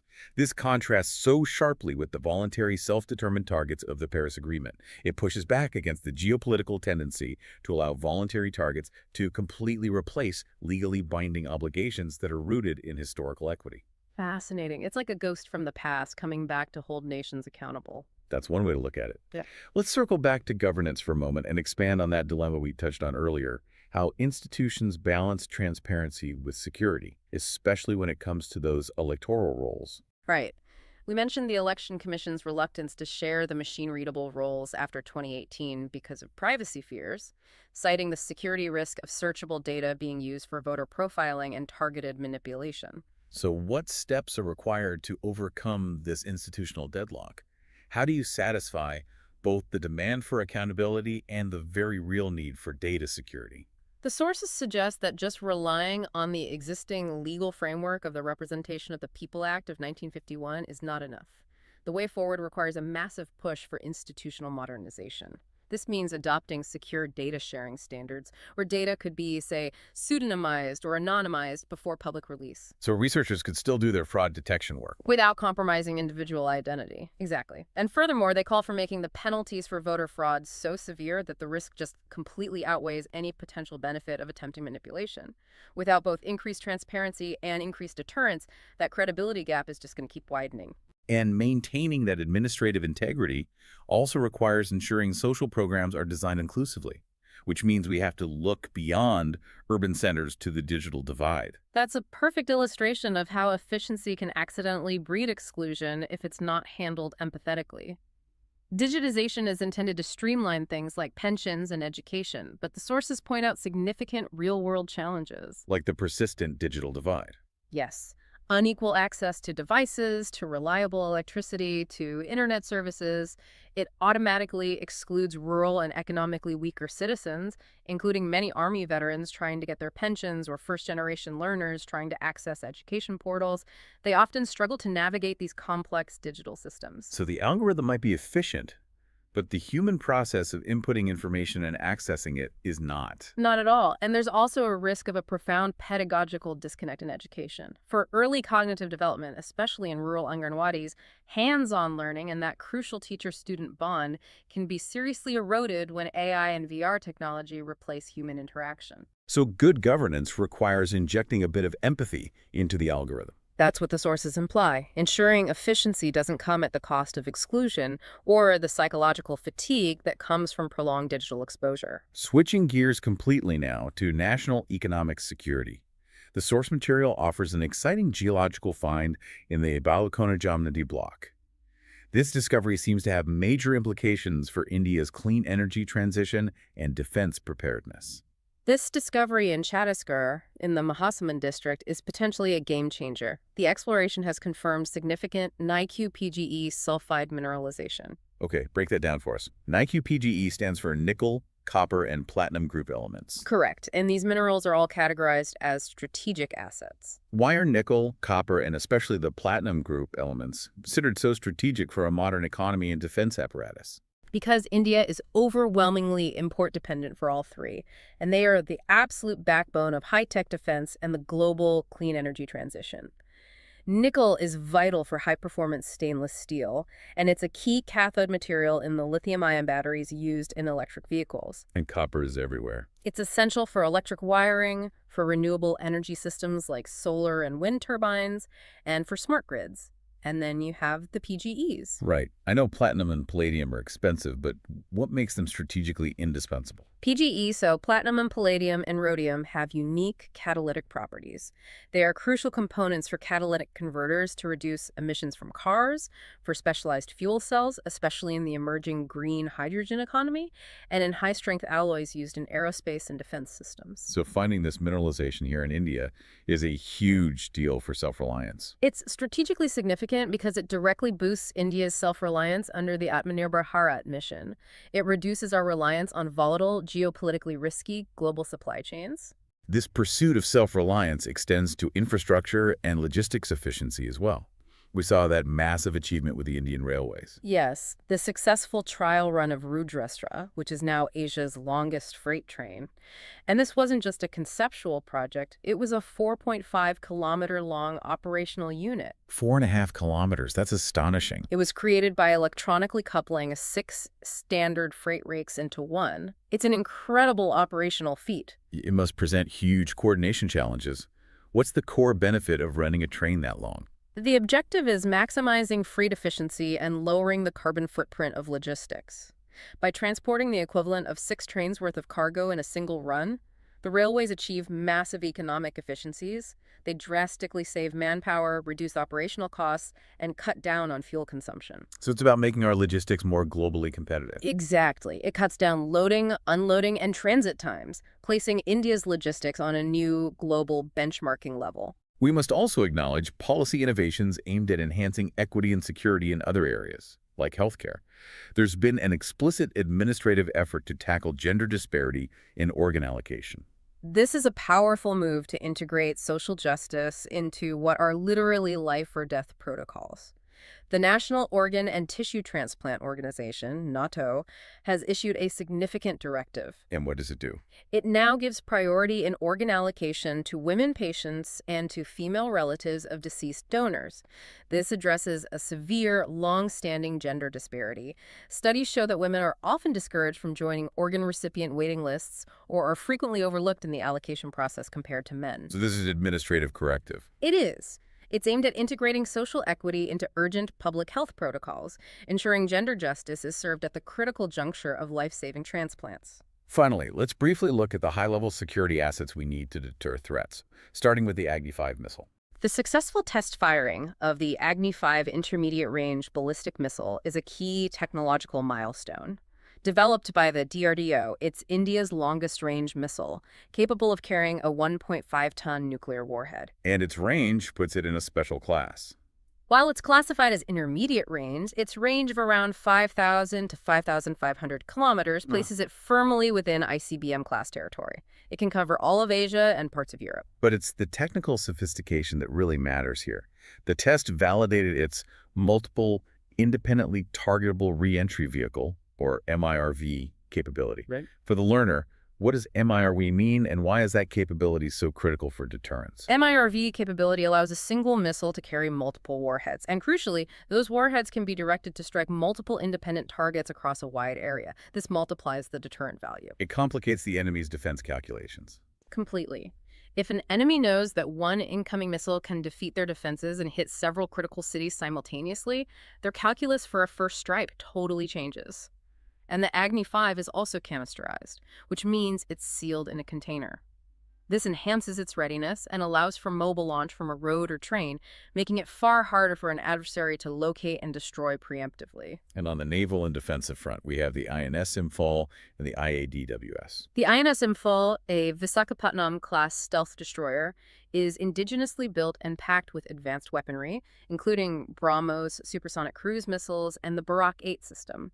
Its integrated stealth design minimizes its radar signature. And the IADWS. The Integrated Air Defense Weapon System recently conducted flight tests. It's designed to be a highly mobile, layered defense system, a vision comparable to systems like Israel's Iron Dome, but adapted for India's diverse threat landscape. It's meant for area defense for high-value facilities against multiple aerial threats relying on indigenous radar and AI-enabled tracking. These assets really underscore the strategic need for self-reliance across land, sea, air, and increasingly, the digital realm. Absolutely. We have journeyed through an extraordinary amount of material today. We've moved seamlessly from the historical legal complexities of the Ninth Schedule and the struggle for women's visibility in the freedom movement, right up to the modern battlegrounds of digital free speech, electoral integrity, and next-generation defense technology. The common thread here, I think, is the constant dynamic tension between entrenched structures, whether they're historical legal frameworks, deep-seated patriarchal norms, or just the inertia of bureaucracy, and the simultaneous relentless demand for greater equity, inclusion, and accountability. That's a great synthesis. All reforms we discussed, from clarifying the creamy layer equivalence to mandating proportionate digital content rules, they all seek to make governance systems fairer, more credible, and ultimately more responsive to the challenges facing the vulnerable in the modern world. We spent time detailing how women, revolutionaries like Pritilata Waddedar and Matangini Hazra, fought a dual war against both colonialism and patriarchy. They challenged the entrenched, often invisible structure of passive womanhood. So considering today's persistent challenges, systemic digital violence, the climate crisis demanding resilient local communities, the fight for electoral fairness, what foundational structures must you recognize and challenge in your own sphere of influence, whether that's at the university, the workplace, or in your own community, to advance a truly inclusive and just society? That's something worth thinking about until our next deep dive. Until then, keep digging deeper. We'll see you soon. Welcome to the Deep Dive, the place where we take a monumental stack of sources, articles, research papers, government reports, and, we really just distill them down to the highest value insights. The things you actually need to know to be fully informed about the structural forces shaping the world around you. We're bypassing the noise and jumping straight into the underlying mechanisms. That's absolutely right. And our mission today is, it's pretty laser focused. We're examining two massive interconnected frontiers that are really defining India's accelerated path forward. Okay. On one side, we have these critical shifts in its economy.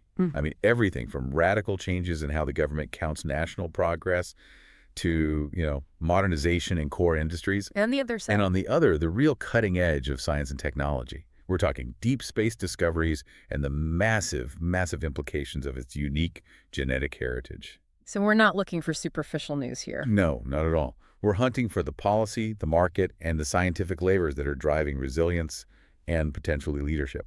Our sources, they range from statistical reports and economic analyses to, astrophysical findings and genomic studies. It gives us this incredible panoramic view. It really does. It shows how deeply a policy decision made today, say, about rural wages, can impact the trajectory of technology adoption down the line. And how investment in genomics can reshape global healthcare.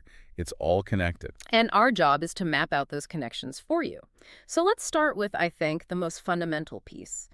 How the country is literally redefining what wealth even means. Okay, let's unpack this, starting with that foundational definition of economic success. The analyses we've reviewed point toward a massive restructuring of how India measures its economic activity. Right, moving beyond the traditional gross domestic product, or GDP. Exactly. We're talking about the system of national accounts, the SNA, and these sweeping SNA 2025 revisions. And this is far more than just, an accounting change. It really is. It's an attempt to count nature and to count people's invisible, unpaid time. What's fascinating here is the sheer philosophical weight that's embedded in these proposed changes. Oh, absolutely. The formal move to integrate green national accounts and distributional accounts. If this is approved and implemented, it fundamentally shifts the entire definition of economic health. How so? Well, GDP traditionally measures flow, the money changing hands, but it ignores externalities, things like resource depletion or non-market contributions like care work. So these new accounts are trying to bring those invisible costs and contributions onto the books. Precisely, to make them visible. Okay, let's start with the revolutionary aspect of green accounting. For, the average listener, how does this actually change the concept of a national balance sheet? Green accounting demands that natural resources, things like forests, water bodies, minerals, and critically energy reserves, must be formally tracked as national assets. So, like a company would track its machinery or its buildings? Exactly like that. This approach aligns very strongly with the recommendations from the Dasgupta Committee back in 2013, which argued that treating nature as a depreciating asset is essential for true sustainable development. Okay, so let's make this concrete. If a state government sanctions, say, the rapid extraction of iron ore or over-extracts groundwater for farming, the current system sees that as a huge boost to the economy. Right? Yeah, huge boost, all positive. How does the new system treat it? Under the green accounting framework, that resource depletion has to be factored in as an economic cost. It's a depletion charge against the income you generated. This is the crucial policy mechanism. When a state, say a major mineral producer, extracts vast quantities of wealth, the current GSDP just reports it as pure economic output. But under green accounting? The value lost from the subsoil or the forest cover has to be subtracted. Wow. I can immediately see the political headache this creates. Oh, it's immense. I mean, if you implement this strictly, a state that's focused on heavy resource extraction could actually report a fall in its GSDP. Yes, even with a booming mining sector, just because the depletion cost is so high. And no politician wants to report a lower GSDP. Precisely. It creates immense political resistance. But without this measure, the state is effectively claiming prosperity today by borrowing, really unsustainably, from tomorrow. The SNA 2025 revision is trying to provide a much more honest assessment. Forcing resource management to become an explicit economic goal, not just an environmental footnote. That's the idea. And our sources also highlighted the practical implementation challenges, right? Even where some progress exists. Yes. India has made some internal progress. They've been publishing these annual InvStats reports since 2018, which detail environmental assets and depletion. But the analysis found that this data is often poorly integrated into mainstream economic planning. And it's not communicated well to the public. Exactly. So the national debates about growth versus environment still rely on, outdated or incomplete economic ideas. Institutional capacity training tools, manpower at the state level, that remains the single biggest bottleneck. Okay, so on the flip side of counting unseen value, we have distributional accounting. This is where you integrate data from things like the time use surveys from 2019 and 2024. This sounds incredibly complex. It is complex, but it's philosophically essential. Distributional accounts aim to estimate the value of unpaid household and care work. So cooking, cleaning, childcare. All of it. Historically, this labor has been invisible in national accounts because, no money changes hands. The time use surveys provide the microdata on who spends how much time on these activities. And the key beneficiary of this valuation, which our sources strongly emphasize, is women's labor. Absolutely. Valuing this non-market work is paramount for two reasons. First, it gives you a realistic figure for the total contribution to the economy. And second, it makes women's disproportionate labor contribution visible. And if you can see it, you can make policy for it. Right. It could change how policymakers think about taxation, Social Security, subsidies for childcare. It shifts the entire conversation from just the size of the economic pie to understanding who actually baked it. That technical challenge of merging all this microdata from the Periodic Labor Force Survey, the PLFS, the National Sample Surveys, with large national aggregates must be just astronomical. It is a staggering challenge. Can you give us a quick breakdown of what, say, the PLFS measures and why it's so hard to combine these sources? Sure. The PLFS is critical. It tracks employment, unemployment, labor participation rates, really granular details. The NSS handles other large-scale consumption or social surveys. And they don't always line up. Not at all. They use different sampling methods, different time frames, sometimes even slightly different definitions. Marrying all that diverse data into one coherent system of national accounts requires, well, staggering computational power and, more importantly, statistical harmonization protocols that just aren't fully developed yet. Okay, so moving from measurement to equity and specific policies, our sources detail a fascinating attempt to make existing social justice tools more precise. I'm talking about the reform around the creamy layer exclusion in the OBC reservation policies. Right, and if we connect this to the bigger picture, you see a crucial governance move. The creamy layer concept is vital. It's supposed to ensure that the economically advanced segments are excluded, so the benefits flow to the truly needy. But the sources say it hasn't been working that way? Not consistently, no. The lack of uniformity has led to massive anomalies and, deep administrative inconsistencies. What are the real-world consequences of those anomalies? What kind of problems did this create? The sources highlight a really significant and unfair consequence. These inconsistencies led to, for example, staff in state public sector undertakings being treated differently from those in central ones. Okay. But most distressingly, the analysis noted that over 100 civil service aspirants from batches between 2016 and 2024 were disqualified after final selection. After they'd been selected? Yes, because they were retrospectively classified as belonging to the creamy layer, even though their certificates had been accepted by multiple authorities before. That kind of inconsistency just undermines faith in the whole system. That is a huge disruption. So the proposed reform aims to standardize this exclusion based on a principle of equivalence. What does that mean in practice? It means they're trying to draw clear, standardized lines based on equivalent status in government service or professional standing. For university teachers, for example, the proposal says anyone from assistant professor up is automatically in the creamy layer. And that's benchmarked against what? It's standardized against a Group A entry post in the central bureaucracy. Similarly, executive posts in state PSUs would be equated. The income limit, currently 8 lakh rupees, still applies, but the definition of status is now being standardized to promote fairness. But practically, how hard is it to get all these different state agencies who have their own ways of doing things to align with this new centralized standard? That is the core implementation challenge. The intent from the center is clear, promote fairness, correct these anomalies, but the reality depends on the willingness and capacity of every single state to adopt these definitions. And I imagine there's probably some pushback. Oh, inevitably, from entrenched interests who benefit from the ambiguity. The success of this reform lies entirely in mandatory, uniform application across all services. Okay, pivoting slightly to compliance. Let's look at the ongoing refinement in India's GST journey, now 8 years in. The focus is shifting, it seems. A very crucial transition. The GST framework is mature enough now that the goal isn't just revenue collection. It's about creating a system that's transparent, non-intrusive, and ready for the massive volume of digital transactions we see today. And part of that involves empowering the Central Board of Direct Taxes, the CBDT. Why is that so important in the digital era? They're grappling with the gig economy, cross-border digital services, huge real-time data flows. Traditional tax laws were built around physical things. Right. The digital era requires dynamic rulemaking on things like how do you tax an NFT or how do you define the establishment of a foreign digital company. Empowering the CBDT means they can issue rules rapidly to keep pace rather than waiting for lengthy parliamentary amendments. And the sources also highlighted simplification, like the NIL TDS option and relief for LLPs. Exactly. Simplification is vital. The NIL TDS tax, deducted at source option, for people with zero tax liability just cuts down on paperwork and refunds. It boosts liquidity for small businesses. And the LLP part. Removing the alternate minimum tax on limited liability partnerships is a key move. LLPs are a preferred structure for startups and professionals. The AMT added complexity and a tax burden that hit them disproportionately. Removing it makes the system fairer to modern business types. It's all about optimizing the machine after the initial build-out.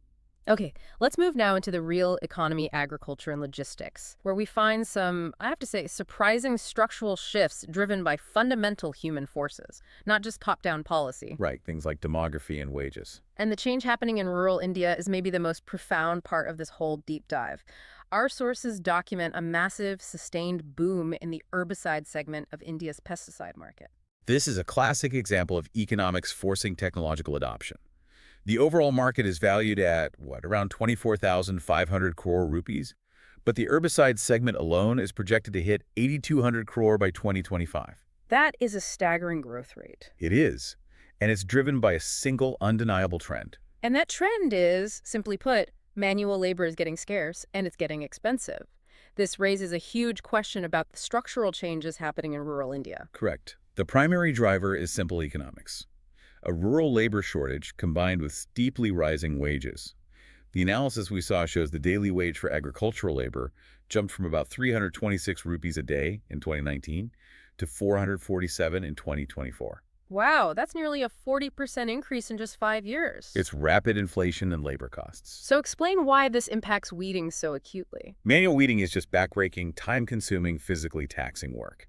And it requires a huge number of workers at a very specific time, the peak growing season. Which is often when that labor has already migrated to urban construction sites or other jobs. Exactly.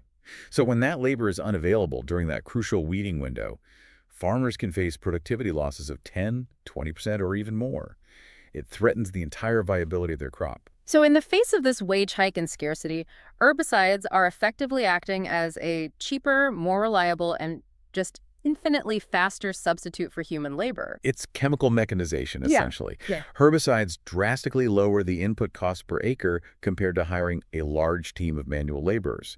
And critically, when weeds are managed chemically, all the expensive inputs, water, fertilizer, go directly to the crop. It increases efficiency and yields dramatically. So this chemical adoption is acting as a kind of stabilizing force for national food output. It is, amid this continuous, relentless, rural to urban migration trend. But every boom built on substitution has consequences. What are the immediate social and environmental implications here? I mean, there's a policy vacuum created by displacing all these seasonal workers. Socially, it's a profound challenge. The reduced demand for seasonal weeding labor accelerates that rural job shift, and it specifically displaces the most vulnerable workers, often women, who relied on that income. So there's a policy vacuum. A huge one. We have this rapid chemical mechanization, But where are the targeted skill development programs or the social safety nets for that displaced labor force? That's the critical insight you miss if you only focus on the profit of the chemical companies. And what about environmentally? The long-term risks of herbicide reliance are pretty well documented globally. The risks are very serious. Heavy, often unregulated use can quickly trigger herbicide resistance in weeds. And then you're stuck. You're stuck. Farmers are forced to use even stronger, more complex, often more dangerous chemicals, creating an ecological imbalance. Plus, the lack of robust state extension services means that farmer awareness and responsible application practices are lagging way behind the adoption rate. That is a deep structural change. It's fascinating. Now let's pivot to logistics and industry, where the drive is toward pure physical efficiency and scale. Right. India is pushing its limits with rail freight, as we saw with the trial run of the Rudrashtra freight train. Rudrashtra isn't just a train. It's a statement about India's ambition for logistics optimization. It's an incredible engineering feat. Asia's longest freight train, measuring a staggering 4.5 kilometers. And they achieved this by coupling 6 standard operational rakes into one colossal unit. That's right. The trial was run successfully over a long distance, between Ganjkhwaja in Uttar Pradesh and Garhwa in Jharkhand. Combining 6 full trains into one functional unit, I mean, it's hard to even picture the complexity. What's the economic significance of running an operation like this? It's about immense economic efficiency. Think about the costs saved. A single 4.5-kilometer run saves the manpower for 6 individual train crews. And fuel? It saves a substantial amount of fuel. Operationally, it simplifies track management, crossing priority, signal management. You're tracking one movement instead of 6. It just dramatically cuts down on loading, unloading, and total transit times. We often hear about international benchmarks. Does this put India in a competitive position globally? It absolutely does. I mean, Australia holds the record with trains over 7 kilometers long, but Rudrashtra puts India firmly among the nations with advanced long-haul freight technology. It signals that Indian Railways is serious about becoming a high-capacity, low-cost backbone for the national economy. And that push for internal scale is matched by a push for legal clarity in global maritime trade. Our sources highlight a key legislative update: the new Carriage of Goods by Sea Bill 2025. This is critical for India's credibility as a global trade partner. The bill replaces an antiquated 1925 act which was just not fit for purpose in modern supply chains. And crucially, this new bill aligns India with modern international conventions, specifically the Hague-Visby rules. Okay, for our listener who might not be familiar with arcane maritime law, what exactly are the Hague-Visby rules? Why does this matter so much? So the Hague-Visby rules are the international conventions that govern the basic responsibilities and liabilities of carriers, the shipping companies, and shippers, the cargo owners. So they define who's responsible if something goes wrong. Exactly. They define the limits of financial liability, the mandatory contents of a bill of lading, all of it.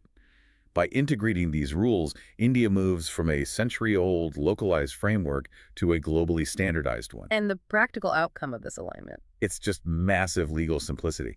If a maritime contract uses these standards, international insurers, banks, shippers, they all know exactly where they stand regarding risk and liability, whether the ship is docking in Mumbai or Rotterdam. So it reduces commercial risk. Significantly, and it strengthens India's position as a reliable, predictable maritime trade hub. Okay, the final piece of the industry puzzle, which ties into national targets, is this massive push for green mobility, reflected in the PM eDrive subsidy scheme, now extended to 2027-28 with a huge outlay. Yeah, 10,900 crore rupees. The government is making a long-term financial commitment to accelerate electric vehicle penetration. It's a signal that this transition is non-negotiable. And how is that infrastructure money being allocated? It's not all just for consumer rebates, right? Not at all. A significant chunk, over 7,000 crore, is earmarked for strategic infrastructure. That means funding for electric buses, for public transport, robust charging infrastructure, and crucial testing and R&D facilities. Because you can't ask people to buy EVs if they can't charge them. You can't. It's that simple. And to ensure this massive push is efficient, they launched the India Electric Mobility Index, or IEM. What's that designed to do? Is it just a scoreboard? It's far more than a scoreboard. It's a national benchmarking framework designed to drive competition between states and optimize policy. How does it work? The IEMI, launched by Niti Aayog, scores all states based on their progress in e-mobility across 66 highly granular indicators. We're talking charging density, incentives offered, utilization of electric public transport, battery recycling, everything. So the goal is to evaluate, compare, and basically force faster adoption by creating transparency. Precisely. By providing this dynamic tracking tool, states are categorized into transparent performance groups like frontrunners, achievers, contenders. If one state is lagging in deploying e-buses, the IEM highlights it instantly. It encourages policy innovation and competition. Let's shift gears now from earthly logistics to space technology. India's space program is transitioning rapidly from being purely governmental to embracing the private sector, the new space era. It is, yeah. But while private satellites are exciting, the infrastructure and regulation need to catch up. What stands out to you in terms of regulatory maturity? What stands out is a classic case of governance lagging behind technological capability. India has the technical know-how, they've ratified UN space treaties, and the Indian Space Policy 2023 strongly encourages the private sector. But there is a fundamental and critical regulatory chasm: the lack of a statutory umbrella space law. Okay, explain the practical difference between having a policy and having a statutory law. Who holds the ultimate legal authority in the interim? It's a massive distinction. A policy is a statement of intent from the government. It can be changed relatively easily. A statutory law passed by Parliament provides a stable, legally binding framework that can't just be overturned. So the current regulatory body in the space operates on what? A less stable foundation. Exactly. It operates based on policy guidelines, which means its decisions are inherently easier to challenge in court, and its full legal authority is limited. And how does that legal uncertainty translate into a concrete barrier for a startup trying to launch a satellite? It primarily impacts liability and investment. When a private startup launches a rocket, there is a small but very real chance of catastrophic failure. Right, something goes wrong, something gets damaged. Exactly. Yeah. Without a law that clearly defines the limits of liability, who pays and under what treaty obligations, startups face huge entry barriers. Liability insurance becomes astronomically expensive because the legal framework is so shaky. And that scares off investors. It deters crucial foreign capital. Why would a global venture fund invest heavily in an Indian new space startup when competitor nations offer clearer liability structures and more liberal investment rules backed by robust law? It risks creating a brain drain. So governance is at risk of choking the technological potential, yet despite these gaps, commercial success is still happening. It is, which really speaks to the resilience of the entrepreneurs. Our sources highlight Dhruva Space, an Indian firm, moving ahead with its first commercial satellite mission, LEAP-1. And they're launching on a SpaceX Falcon 9. Right, they're using foreign launch providers while the domestic legal framework matures. It signals a clear and growing appetite and capability within the Indian private sector to operate on the global stage, no matter what. On the government side, strategic infrastructure is also being secured with the new launch pad coming up in Tamil Nadu. Why is a new launch pad such a major strategic priority? It's about national security and continuous capacity. Relying solely on the Satish Dhawan Space Center in Sriharikota creates a single point of failure. And bottlenecks. And constant bottlenecks, leading to mission delays. A new launch pad eliminates that systemic risk. It provides necessary redundancy. And more importantly, this new facility is being built specifically to support next-generation rockets. And its location is also strategic, right? Very strategic. It's optimized for launching smaller satellites into polar orbits, which significantly reduces the fuel penalty and trajectory corrections required compared to launching from the existing site. Okay, moving far beyond Earth's orbit now, let's explore the deep space discoveries detailed in our sources, starting with this ridiculously complex quadruple star system, UPM J10035551 EBAB. This is a truly remarkable finding. It just illustrates the chaotic and complex ways star systems can form. It is the first known quadruple system where you have two brown dwarfs gravitationally bound and orbiting around two standard red dwarf stars. Okay, let's spend a moment on the brown dwarf, this failed star concept. How are they categorized? And what makes finding two of them in this configuration so weird? So brown dwarfs are objects that occupy the mass gap between the largest gas giants, like Jupiter, and the smallest stars. They're just not massive enough to sustain the core fusion of ordinary hydrogen, which is the engine that powers stars like our sun. So they glow for a bit and then just fade out. Essentially, yes. Red dwarfs, on the other hand, are small, common, and incredibly long-lived. So we have two small, long-lived stars and two objects that almost became stars, all locked in this complex gravitational dance. Can you help us visualize the orbit? Think of it as two pairs. You have pair A, the two red dwarfs, orbiting very closely together. Then you have pair B, the two brown dwarfs, also orbiting closely. Then those two pairs orbit around a common center of mass separated by much greater distance. Wow. And finding four separate bodies, two stellar, two substellar, managing to form and maintain this stable layered orbit provides crucial data that helps astronomers test and refine their star formation models. That's the rare and complex. The second deep space discovery is the extremely violent event, a new type of supernova triggered by a black hole. This was an extraordinary observation, about 700 million light years away. Astronomers detected a stellar explosion that just didn't fit the standard classifications. And it was triggered when a massive star got too close to its black hole companion. Exactly. The black hole acted as a cosmic siphon, steadily stripping the star's material, especially its outer hydrogen layer. This continuous mass loss caused the star to become critically unstable. Until it just couldn't hold itself together anymore. Right. Once the outer envelope was gone, exposing the helium core, the remaining core collapsed and exploded in a tremendous supernova. The explosion was so powerful it released more energy in a single second than our sun will emit in its entire 10 billion year lifespan. And here's the thread that connects deep space back to cutting-edge technology. This violent event, 700 million light years away, was only detected because of artificial intelligence. Absolutely.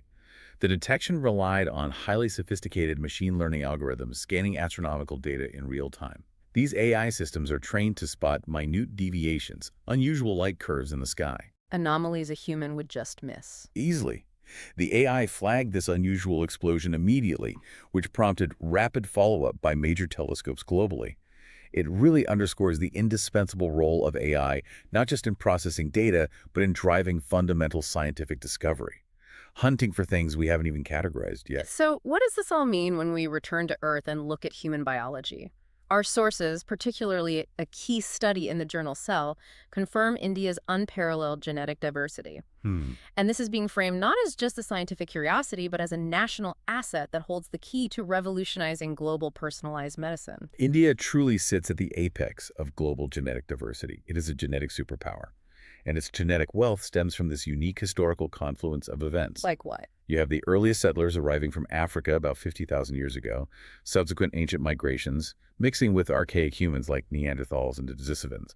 But the most important factor is the centuries-long social practice of endogamy. Marrying strictly within defined social, religious, or community groups. Exactly. And that practice of limited gene flow translates into a unique genetic feature today.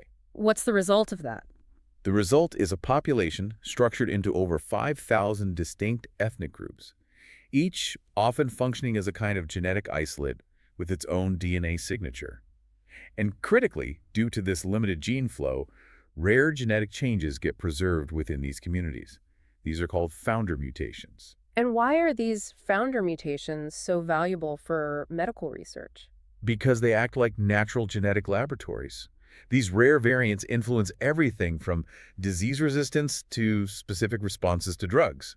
A disease-causing mutation that might be nearly impossible to find in a globally mixed population may be prevalent in a specific endogamous community in India. So this diversity is the raw material for personalized medicine. It is the raw material. And the practical application is developing treatments customized based on an individual's unique genetic code. Precisely.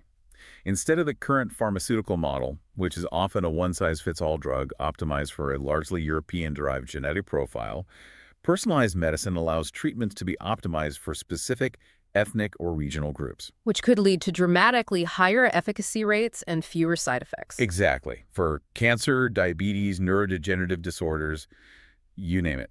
And the sources indicate the next steps involve scaling up whole genome sequencing to millions of individuals and establishing a comprehensive national biobank. A national biobank is an absolute necessity to manage this genetic asset.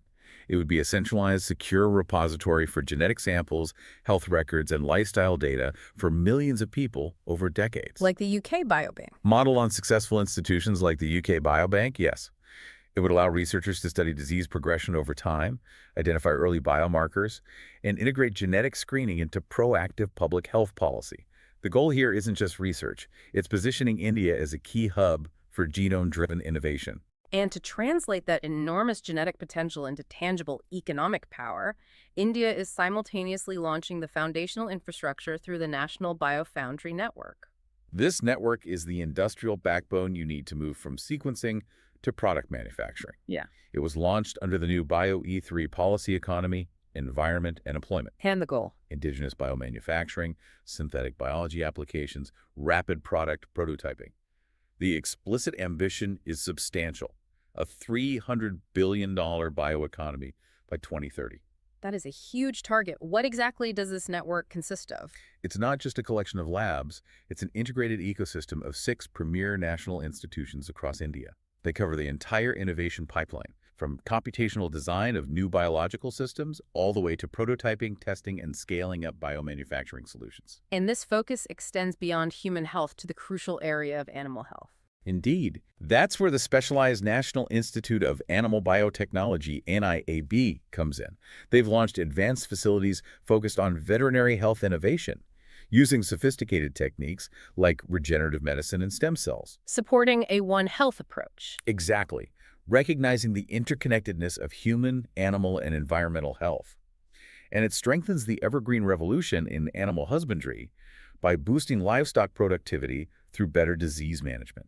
Finally, let's look at a public health technology snapshot, how science is being deployed for proactive, real-time surveillance. Our sources highlight the rollout of wastewater surveillance across 5 initial cities. With ambitious plans to expand to 50 locations rapidly. And this is a silent but incredibly important tool for epidemic preparedness. It is.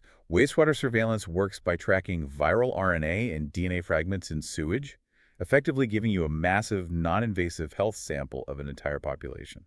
And how fast is it compared to traditional methods like waiting for hospital reports? Significantly faster. By analyzing the sewage, scientists can identify infection spread trends within 5 to 7 days. That's usually shorter than the time it takes for someone to get sick, get tested, and for that result to be officially reported. So it allows public health officials to act preemptively. Yes, to allocate resources, increase testing, or initiate localized actions before the hospital systems are overwhelmed. Scaling this up nationally will dramatically enhance pandemic prevention and response capacity. That is an absolutely fascinating, dense thread we've pulled today, connecting deep space, microbial DNA, the cost of farm labor, and national accounting policies. It truly shows the comprehensive, multifaceted nature of the country's development push. These aren't isolated stories. No, they're structural transformations happening all at once. Let's quickly recap the major threads. In the economy, we saw this attempt to redefine wealth itself, with the system of national accounts integrating environmental costs and officially valuing unpaid care work. A change that faces enormous political resistance, but is essential for sustainable development. Right. Then we explored that profound shift in agriculture, where soaring rural wages jumping from, $3.26 to nearly $4.50 a day are driving a boom in herbicide use. Structurally displacing seasonal labor and creating a new policy vacuum for vulnerable workers. We moved to logistics, where the pursuit of efficiency gave us that 4.5-kilometer Rudrastra freight train, signaling this ambition for optimized, large-scale transport. And that same drive for standardization was reflected in global trade, with the new maritime bill aligning India with the crucial Hague-Visby rules to reduce risk for international shippers. In science, we saw that fundamental challenge facing the private space economy. Great technology, great ambition, but governance is lagging because of that missing statutory space law. Which hinders foreign direct investment and increases liability costs for startups. And finally, we recognized India's unparalleled status as a genetic reservoir, with its 5,000-plus endogamous groups providing millions of rare founder mutations. Positioning the nation to lead in personalized medicine, supported by the new Integrated National Biofoundry Network. The overarching theme tying all of this together seems to be the continuous need for modernized, forward-looking governance to match the blistering pace of change. Absolutely. Whether it's clarifying liability in space law, ensuring fairness in social policies like the creamy layer equivalence, or developing rapid health tools like wastewater surveillance, the administrative architecture has to evolve just as fast as the innovation. So we've spent time detailing how India's massive genetic diversity is a resource that can drive personalized medicine. We also touched on how AI is becoming a sort of Socratic partner in science, as we saw with the supernova detection. If we combine those two powerful ideas, personalized genomics and highly intelligent AI, how will future generations use personalized genomics to tailor education and cognitive training? making learning itself a bespoke, genetically informed experience designed for maximum retention and cognitive fitness. That is a staggering convergence of biology and pedagogy. It's certainly something to mull over as we redefine what human potential truly means. It is, and it's one that promises to fundamentally define how the next generation learns and develops skills. Thank you for navigating this incredible depth of material with us today. A pleasure, as always. And thank you for joining us for the deep dive. We'll be back soon with another stack of sources to unpack for you.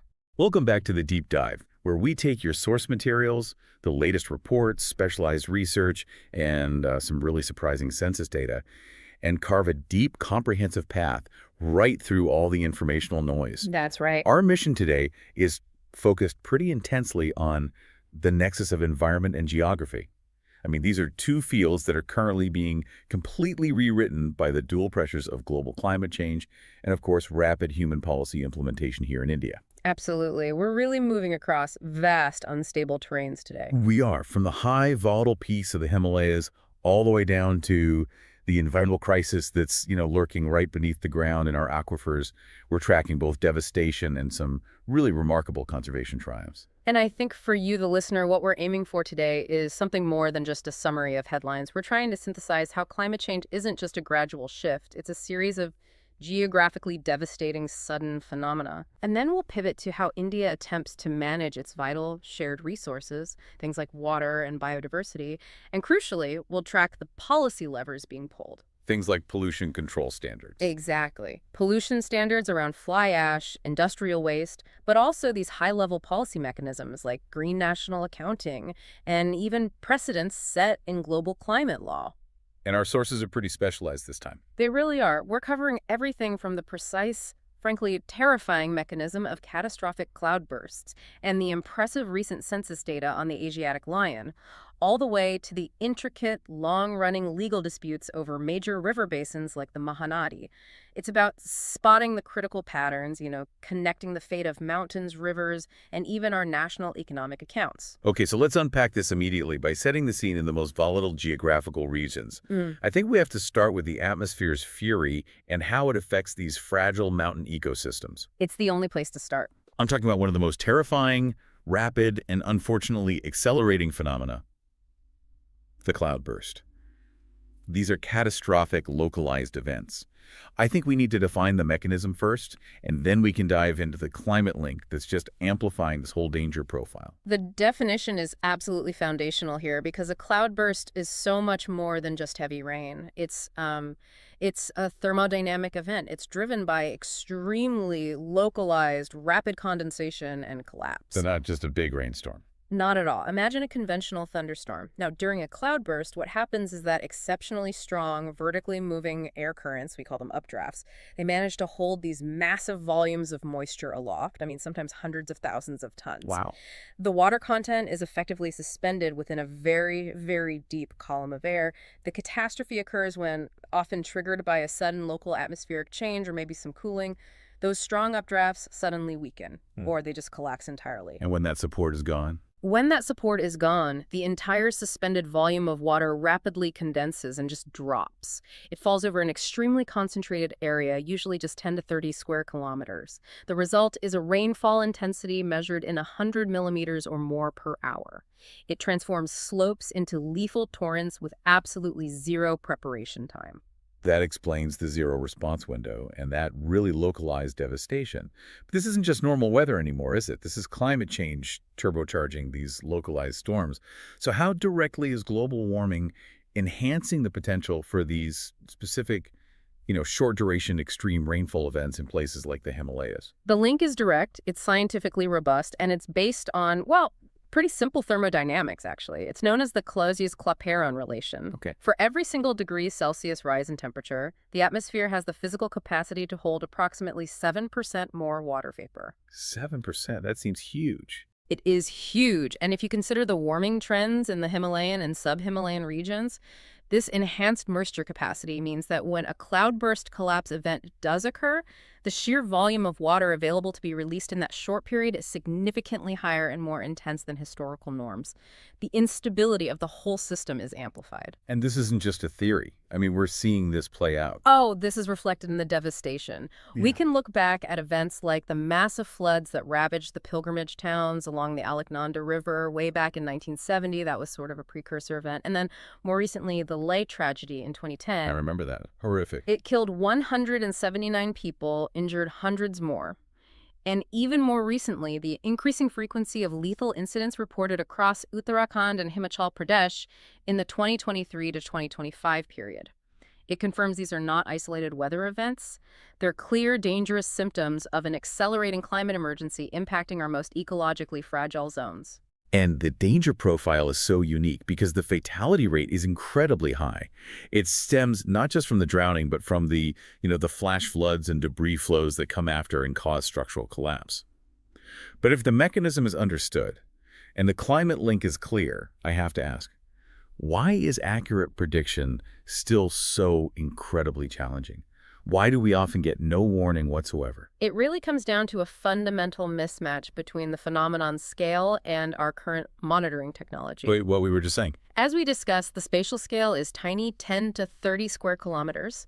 Standard weather prediction models, which rely on grids often spanning hundreds of kilometers, they just struggle. They can't detect and model such limited, localized areas of extreme convection with enough lead time. Yeah, the timing is brutal. The temporal scale is brutal. The event itself lasts well under an hour. That time window provides, virtually no lead time for accurate forecasting and issuing effective, actionable alerts to residents or pilgrims who are scattered across these high mountain valleys. So you have this technical roadblock of an ultra-small scale, ultra-short duration event, and it's compounded by infrastructure gaps, particularly where they are needed most, in this vulnerable, high-altitude terrain. Exactly. Hilly and mountainous regions critically lack the dense network of Doppler radar and ground-based weather stations that you need for real-time, high-resolution monitoring. And I imagine putting that kind of tech in the Himalayas isn't easy. It's prohibitively expensive. Deploying advanced AI-integrated Doppler radar in remote mountain terrain is incredibly difficult to maintain, and it requires dedicated power infrastructure. So this means mitigation has to move beyond just high-tech forecasting. We have to focus equally on proactive, localized planning, microzonation mapping, and, frankly, constructing truly resilient infrastructure. We have to assume these events will happen even if we can't predict the exact location or the hour. And we've seen firsthand how these events literally rewrite the map, right? Mm-hmm. They alter river morphology, the geometry of the land. Let's look at that Bhagirathi River example, because it's just a stunning illustration of how a cloudburst can change the physical geography in a single hour. Oh, it's a classic case of geographical instability. So, following a massive flash flood, which was triggered by a cloudburst in the Dharauli region of Uttarakhand, the impact on the Bhagirathi River was, it was dramatic, and it was visually confirmed. By satellite. Yes, ISRO satellite imagery was used to show that the torrent of water forced the Kirgad tributary, which had previously taken a different path, back into its old channel. So it didn't just erode the banks, it completely rerouted a river. It's a total rerouting of a significant tributary, and it just underscores the intensely dynamic and really the fundamentally unstable nature of these Himalayan river systems, especially when they're subjected to these climate-enhanced stresses, which deliver energy far exceeding their geological capacity to absorb it. It's a recipe for disaster. It's a recipe for instant geographical change. You have intense rainfall, steep slopes, and already fragmented, erosion-prone geology. And the human cost of that change remains immense, driving home the regional impact. We saw this, for instance, in the Kishtwar district of Jammu and Kashmir, where one single event had these massive ripple effects. That event in Kishtwar was a devastating display of regional vulnerability. A massive cloudburst struck a village called Shasodi, leading to these rapid flash floods that resulted in multiple confirmed fatalities, and several people are still missing. And the impact went beyond just that one village. Oh, far beyond. The disaster was so severe that authorities had to immediately suspend the Makaila Mata Yatra, which is a major pilgrimage, to divert all their resources to urgent rescue and relief operations. Kishtwar itself is a critical hub in the rugged Chenab Valley. So these cascading disasters, where a natural event becomes a humanitarian and logistical crisis, they demonstrate how these unstable Himalayan slopes are structurally struggling to absorb the increasing kinetic energy from these extreme rainfall events. Okay, that sets a powerful context for the atmospheric and geographical instability in the north. Now, let's transition to another crisis, one that is largely silent, moves much more slowly, and is, invisible to the eye: pollution, particularly beneath the surface. Yes. This is the realm of groundwater contamination. The silent crisis is groundwater, and you're absolutely right to call it an invisible emergency of the first order. I mean, to appreciate the scale, you just have to remember its indispensable role. Just how critical is it? Over 85% of rural drinking water needs and a staggering 65% of irrigation requirements across India are met by aquifers. It is the core domestic and agricultural lifeline. And once it's contaminated, it's not like cleaning a river. Exactly.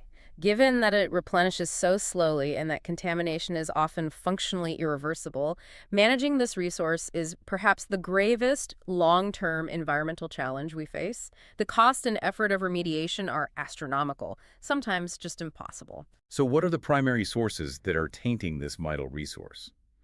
I think we need to distinguish clearly between the human-induced contamination and the toxins that occur naturally in the geology itself. Precisely. The contamination load is cumulative, and it's often extremely persistent. On the human-induced or the anthropogenic side, we can identify three major systemic culprits, and they're all linked directly to how we use the land. Okay, let's start with agriculture, which is obviously the biggest consumer of this resource. First is agricultural runoff. It's the intense, often unregulated overuse of chemical fertilizers and pesticides. When water percolates through the soil, it dissolves and carries nitrates and phosphates, which are essential nutrients, but, toxins in excess, directly into the aquifers through leaching. And high nitrate levels are a major health risk, right? A significant public health risk, especially for infants. It can cause something called methemoglobinemia or blue baby syndrome. And what about industrial pollution? We see it in surface water. It must have an underground impact, too. Oh, absolutely. That's the second culprit. Industrial discharge. Factories, especially things like tanneries, metal processing units, textile dyeing houses, they release effluent containing heavy metals like lead, cadmium, and chromium. These substances leach slowly through the soil and into the groundwater. They're long-term neurotoxic and carcinogenic hazards. And finally, I assume the perennial problem of waste and sewage, especially around our rapidly expanding urban centers. That's number 3, the massive problem of unmanaged sewage and septic tank leaks.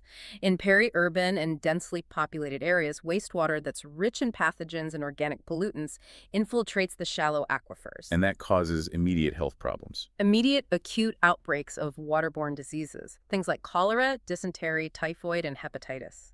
The scale of this pathogen contamination is often underestimated because it's locally variable, but cumulatively, it's enormous. Okay, so that covers the human element, but some of the most insidious, widespread contamination is entirely natural, or geogenic, as you call it, stemming from the Earth's own chemistry. Yes, and this is where the local geology poses a silent, pervasive threat. We see naturally occurring toxins like arsenic, a heavy metalloid, which is particularly prevalent in the vast floodplains of the Ganga-Brahmaputra basin. So affecting states like Bihar, West Bengal. Bihar, West Bengal, and parts of Uttar Pradesh. The geology there naturally releases arsenic compounds into the water.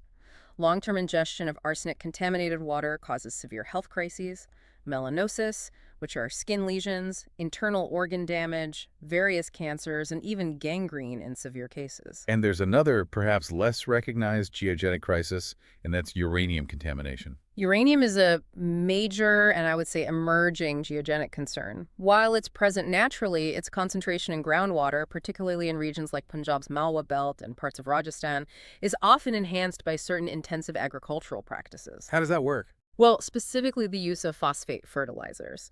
This chemical interaction mobilizes the naturally occurring uranium from the soil matrix into the water. Ingestion leads to serious health risks, primarily kidney damage and organ toxicity. It's a severe public health hazard that requires extremely sophisticated, expensive, and long-term remediation efforts. So we have this unprecedented technical challenge in cleanup, compounded by what sounds like significant institutional confusion and, well, governance failures.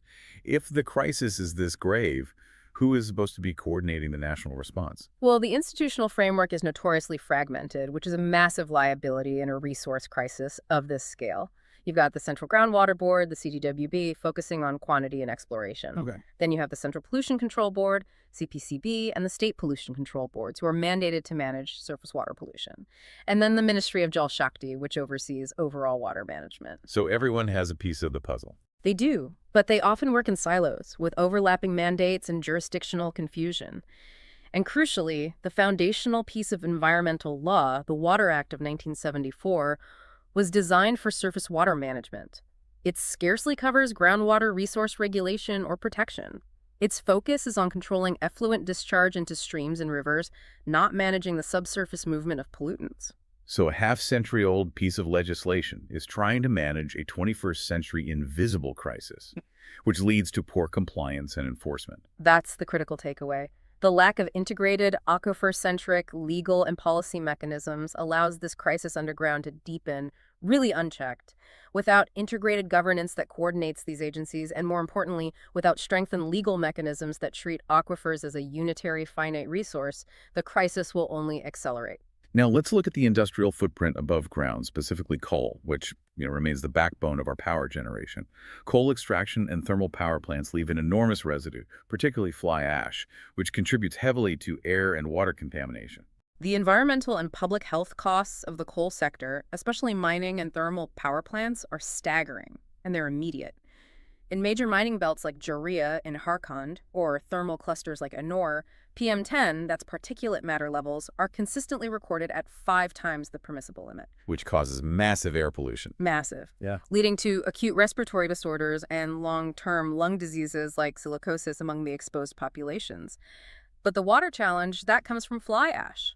Right. Fly ash, that fine powder that results from burning pulverized coal, is a major waste product. What is its specific danger? Fly ash is not inert. It contains concentrated heavy metals, including arsenic, cadmium, lead, and mercury, and it's often stored in these massive, unlined ponds. That sounds like a disaster waiting to happen. And it often is. When these ponds leak, or tragically they burst, the ash poisons rivers, contaminates soil fertility, and enters the water table.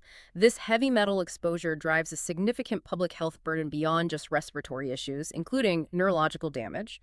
It disrupts local agriculture, fisheries, cattle grazing.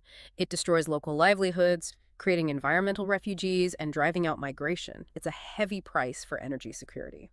This link between public health, industry, and the environment is just so clear.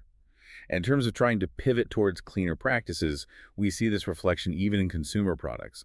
The difference between old-school soaps and synthetic detergents, for instance, seems to highlight a policy push toward biodegradable alternatives. It's a really good microcosm of the large-scale industrial waste problem, but simplified for the consumer.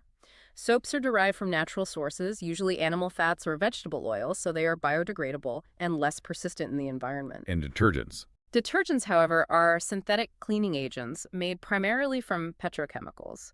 Their surfactants, like alkylbenzene sulfonates, are much more resistant to biodegradation. When they're released into waterways, they contribute to frothing, they reduce dissolved oxygen levels, and they're just harder for wastewater treatment plants to process. So the policy awareness there points toward broader regulation. Exactly. It points toward the necessary regulation of industrial processes that rely heavily on these persistent petrochemicals, pushing manufacturers towards compounds that can be naturally broken down by ecosystems. Okay, shifting from chemical pollution to, well, geographical politics, let's turn to the enduring problem of interstate water sharing. The Mahanadi River dispute is a prime example of how shared geography, the lifeblood of a region, can fuel decades of conflict. The Mahanadi dispute between Odisha and Chhattisgarh has been a persistent source of friction for years. It centers on the construction of upstream projects by Chhattisgarh that Odisha alleges impact downstream flow, especially during the dry season. And that affects the Hirakud Dam. It directly affects the famed Hirakud Dam. The matter has been in litigation for years before the Mahanadi Water Disputes Tribunal. The critical news, though, and a real positive development for cooperative federalism, is that both states have recently agreed to explore an amicable settlement outside the rigorous legal framework of the tribunal. Which is a big deal. It's a huge deal. It indicates a political willingness to resolve the issue through negotiation rather than this protracted, expensive litigation. Okay, so let's ground this discussion geographically. Give us the profile of the Mahanadi. What makes it such a vital and such a contested resource? Well, the Mahanadi, its name means the Great River, is one of the major east-flowing peninsular rivers. It originates in the highlands of Chhattisgarh and flows into the Bay of Bengal, draining a vast basin area of about 1.32 lakhs square kilometers. And it's known for the Hirakud Dam, as we mentioned. Indeed. The Hirakud Dam, located in Odisha, is absolutely central to the dispute. It's famously the world's longest earthen dam, and it is crucial for irrigation, power generation, and most importantly, flood control in the densely populated delta region. So any upstream construction without proper protocols directly threatens the dam's ability to function. Directly. Especially its ability to regulate minimum ecological flows, and the river also flows through the ecologically sensitive Setkosia Gorge, which is a protected area. And managing this resource involves navigating a really complex multi-state tributary network, which highlights the need for these detailed technical agreements. Absolutely. The system's complexity demands comprehensive management. The key left bank tributaries that feed the Mahanadi are the Siona, the Hasdeo, Mand, and Ib. On the right bank, you have the Ong, Tel, and Jonk. So a change on any one of those has a downstream effect. Any significant structural alteration or diversion of flow in one state, say, on a major tributary like the Hasdeo in Chhattisgarh, where vast coal fields are located, has immediate, direct hydrological implications downstream in Odisha. That inherent geographical complexity is precisely why these disputes require such high-level cooperation. While we're contextualizing major river systems, let's briefly touch on the Ravi River. It's contextually important within the broader geopolitical framework of the Indus system. The Ravi is a critical component of the Indus River system. Its management is governed by the Indus Water Treaty of 1960, which allocates its waters, along with the Bees and Sutlej, for India's unrestricted use. And there's key infrastructure on it to utilize those waters. Yes, most notably the Ranjit Sagar Dam, also known as the Than Dam. It's a large multi-purpose project used for hydropower and irrigation. And we hear a lot about projects designed to maximize India's permitted use of these eastern rivers under the IWT. Yes, there's the ongoing Shapur Kandi project downstream of the Ranjit Sagar Dam, which is designed to further regulate and optimize water release for irrigation in Punjab and Jammu and Kashmir. And there's also the proposed Uji multipurpose project. These structures really highlight its significance as an irrigation lifeline for the Bari Doab. That's the fertile land between the Bees and Ravi rivers. Okay, we've covered the instability of the atmosphere, the contamination beneath the ground, and the political friction on the surface. Let's shift the narrative now toward biological adaptation and some conservation triumphs, because we have genuinely fantastic news regarding the Asiatic lion. This is truly a shining light in conservation policy, a massive success story that validates decades of protective effort. The 16th lion population estimation report, released in 2025 by the Gujarat Forest Department, showed an enormous population rise. What are the numbers? The total population reached 891 individuals. That's an increase of 32.2% from the 674 counted just back in 2020. It translates to a growth of over 70% in the last decade, which far exceeded expectations. That aggregate increase is astounding. But what about the demographics? I mean, does the increase suggest robust, sustainable growth? That is the most critical question, and the answer is a very strong yes. The demographic data is the true metric of success. The number of adult females rose substantially, reaching 330. And that's the key metric. It's the key metric because it indicates extremely high reproductive potential for the future. We're seeing sustained breeding success, and furthermore, there's strong evidence of natural dispersal and range expansion. For the very first time, 22 lions were sighted in new, previously unoccupied wildlife corridors outside the core GER protected area. That dispersal is critical, but doesn't having a single population of nearly 900 lions pose a kind of existential risk? I mean, a single catastrophic disease outbreak could wipe out the entire species. You've hit on the central vulnerability, despite all the success. The population is heavily concentrated in the GER forest and its surrounding area. This creates high risks from epidemics, like the canine distemper virus outbreak we saw in 2018, or a sudden geographical disaster. So this success actually makes the translocation plan even more urgent. It reinforces the necessity of that long-standing plan.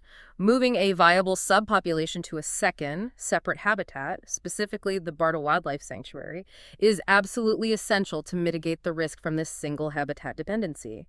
The Asiatic lion is still an IUCN endangered species. Success requires vigilance.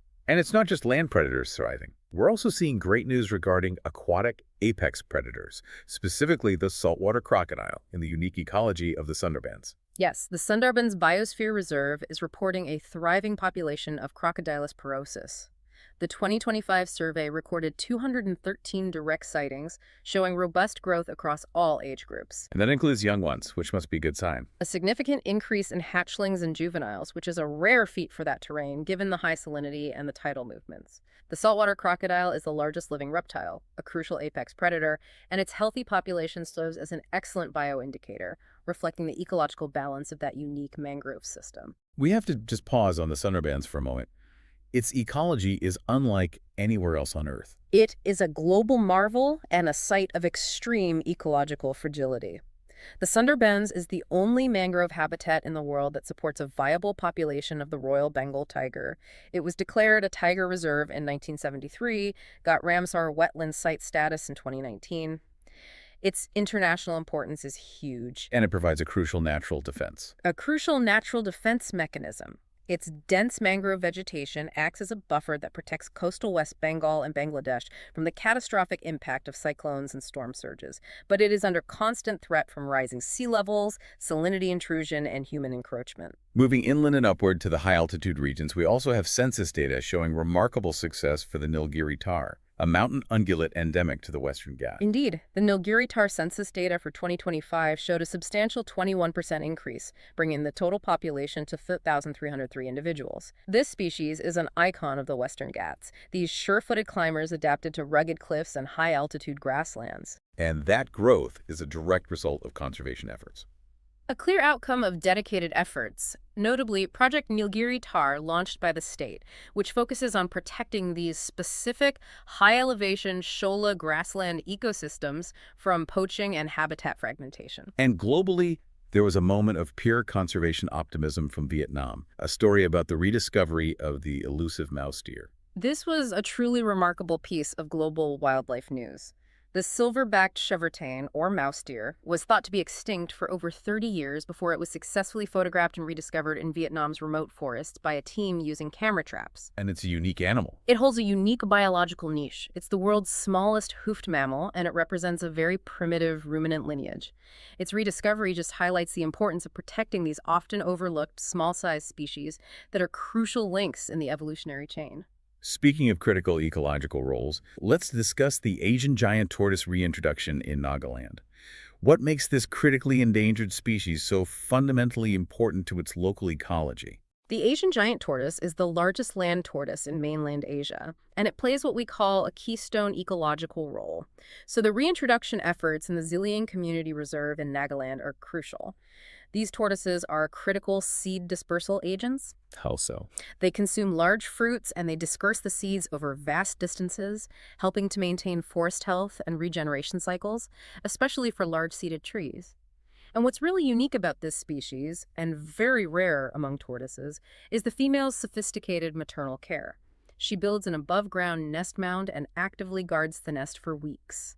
Losing such a species would profoundly disrupt the forest floor ecology. So we have these undeniable success stories, but conservation is rarely a smooth path. What are the key threats or, policy disputes emerging from the conservation space right now, especially where human needs clash with wildlife movement? The conflict is intensifying dramatically, often right along the boundaries between human activity and megafauna movement. World Elephant Day 2025, which focused heavily in Coimbatore, highlighted the urgent need for systemic human-elephant conflict mitigation. These are huge animals that need huge spaces. Exactly. These massive ecologically vital animals constantly face threats from linear infrastructure projects, habitat fragmentation, and crop raiding. So mitigation efforts involve everything from early warning systems to habitat restoration, trying to thread that needle between protecting communities and ensuring the elephant's survival. And there's a major policy controversy bubbling up with the National Tiger Conservation Authority, the NTCA, regarding how we legally define the vital movement corridors for tigers. This sounds technical, but it must have massive implications. This controversy is indeed critical for the long-term genetic viability and dispersion of India's approximately 3,600 tigers. Yeah. The NTCA has controversially limited the legal definition of tiger corridors to only 32 least-cost pathways identified in a 2014 study. A 10-year-old study. Exactly. The problem is that this rigid reliance on a single aging report prevents adaptability. Scientific studies are constantly identifying new or evolving movement areas as land use changes and climate change alters prey bases and dispersal routes. So by limiting the definition, the NTCA potentially ignores newer, scientifically identified crucial linkages. What's the danger there? The danger is that if a path isn't legally designated as a corridor, it lacks the highest protective legal cover. That makes it vulnerable to infrastructure development, mining, or logging. Limiting the definition risks jeopardizing genetic flow and long-term viability by failing to protect areas newly identified as necessary for movement. It's a classic battle between regulatory rigidity and ecological reality. And that connects our localized conservation efforts to global climate impacts as well. For example, the severe impact on the Arctic reindeer population due to remote warming. It's a stark, powerful reminder. An international study warns that Arctic reindeer or caribou populations could decline by up to 80% by 2100. These large herbivores are acutely suffering due to changing weather patterns in the high north, specifically this phenomenon of rain-on-snow events. What does that do? Instead of soft, manageable snow, periods of warmer weather cause rain, which then refreezes into an impenetrable layer of ice. This ice layer locks away their primary food source, the ground lichen and vegetation, leading to mass starvation and reproductive failure. It's a clear sign that what happens in the rapidly warming Arctic has ripple effects that affect biodiversity everywhere. Shifting gears, let's look at how policy and technology are trying to cope with these immense challenges. A major institutional shift is India's progress toward green national accounts. What does this transition actually entail for India's economic framework? India is taking these deliberate steps to formally integrate ecology into its core economic framework, moving toward alignment with the UN's System of National Accounts 2025 framework. Traditionally, GDP only measures output and consumption. Green national accounts seeks to internalize environmental externalities. So putting a price on nature, essentially. In a way, specifically tracking and quantifying the costs of natural resource depletion, environmental degradation, and resource inequality, rather than viewing GDP purely as a measure of revenue. That sounds incredibly ambitious. I mean, where does India stand on implementation? India is actually ahead of the curve compared to many developing nations. We've been publishing annual Envistats reports since 2018, which already track key environmental assets like forests, water, and minerals. The current base revision of the national accounts offers a timely opportunity to formally embed these non-market environmental costs into the primary GDP calculation. But formally integrating the cost of resource depletion into GDP calculation. Yeah. That sounds like a massive technical nightmare and a political hot potato. It is both, and the challenge must not be underestimated. Technically, it's immensely complex. You have to integrate microdata from household surveys with these vast aggregate national accounts. And developing the correct pricing mechanism for resources that don't pass through a market, like clean air or biodiversity loss, is a methodological minefield. And politically, who would resist this shift? Well, politically, the resistance will likely come from resource-rich states. Imagine a state whose economy relies heavily on mining coal. If the depletion of those natural assets is formally counted as a cost or depreciation, their gross state domestic product, their GSDP, would appear to fall even if they're generating substantial cash flow. Right, it would look bad on paper. And those economic performance rankings are critical for political legitimacy and central resource allocation. It's a necessary, crucial step for sustainable planning, but overcoming that political inertia requires immense resolve. Sticking with innovation, India has made a major technological leap with the launch of the National Biofoundry Network. What exactly is a biofoundry and why is this so important? A biofoundry network is essentially a platform for highly automated, integrated, advanced biomanufacturing and synthetic biology research. Think of it as an industrial-scale lab designed for rapid prototyping using biological systems. India has just launched its first network involving 6 premier institutions under the Bio-E3 policy. Which stands for? Economy, environment, and employment. So it's bridging cutting-edge biotech research and industrial application. What is the specific goal? The network is designed to strengthen indigenous biomanufacturing capacity and translate sophisticated synthetic biology research using, say, genetically engineered cells, into deployable climate-smart solutions. This could be developing sustainable biofuels, producing industrial chemicals without fossil fuels, creating biodegradable plastics, designing climate-resistant crops. So the potential is massive. The aim is massive, to position India as a global hub in sustainable biotechnology and achieve a target bioeconomy of $300 billion by 2030, all while focusing on sustainable, environmentally benign processes. Finally, let's broaden our scope again and look globally. Yeah. Climate governance received a significant legal jolt recently with a ruling from the International Court of Justice, the ICJ, regarding the legal status of the Kyoto Protocol. What did that ruling clarify? That ICJ ruling was absolutely crucial for international legal clarity. It confirmed the continued legal status and validity of the Kyoto Protocol alongside the newer Paris Agreement. The court clarified that the later Paris Agreement, with its voluntary contributions, did not legally render the older Kyoto Protocol obsolete. And why does that matter now? Because it revives the critical principle of common but differentiated responsibilities and respective capabilities. CBDRRC, a core philosophy of global climate equity. But most people assumed Kyoto was basically defunct. Yeah. Especially since the U.S. never ratified it and everyone's focus shifted to Paris. Why does bringing Kyoto back into the legal conversation hold so much weight? It holds weight because Kyoto was the first binding treaty that mandated quantified emission reductions by specific industrialized nations based on their historical responsibility for climate change. The ICJ ruling underscores the concept of treaty coexistence, not substitution. So it puts pressure back on developed nations for their historical emissions. Exactly. It puts renewed formal pressure on them to honor their historical commitments regarding pre-2020 emissions and, critically, to deliver on mandated climate finance transfers to developing nations.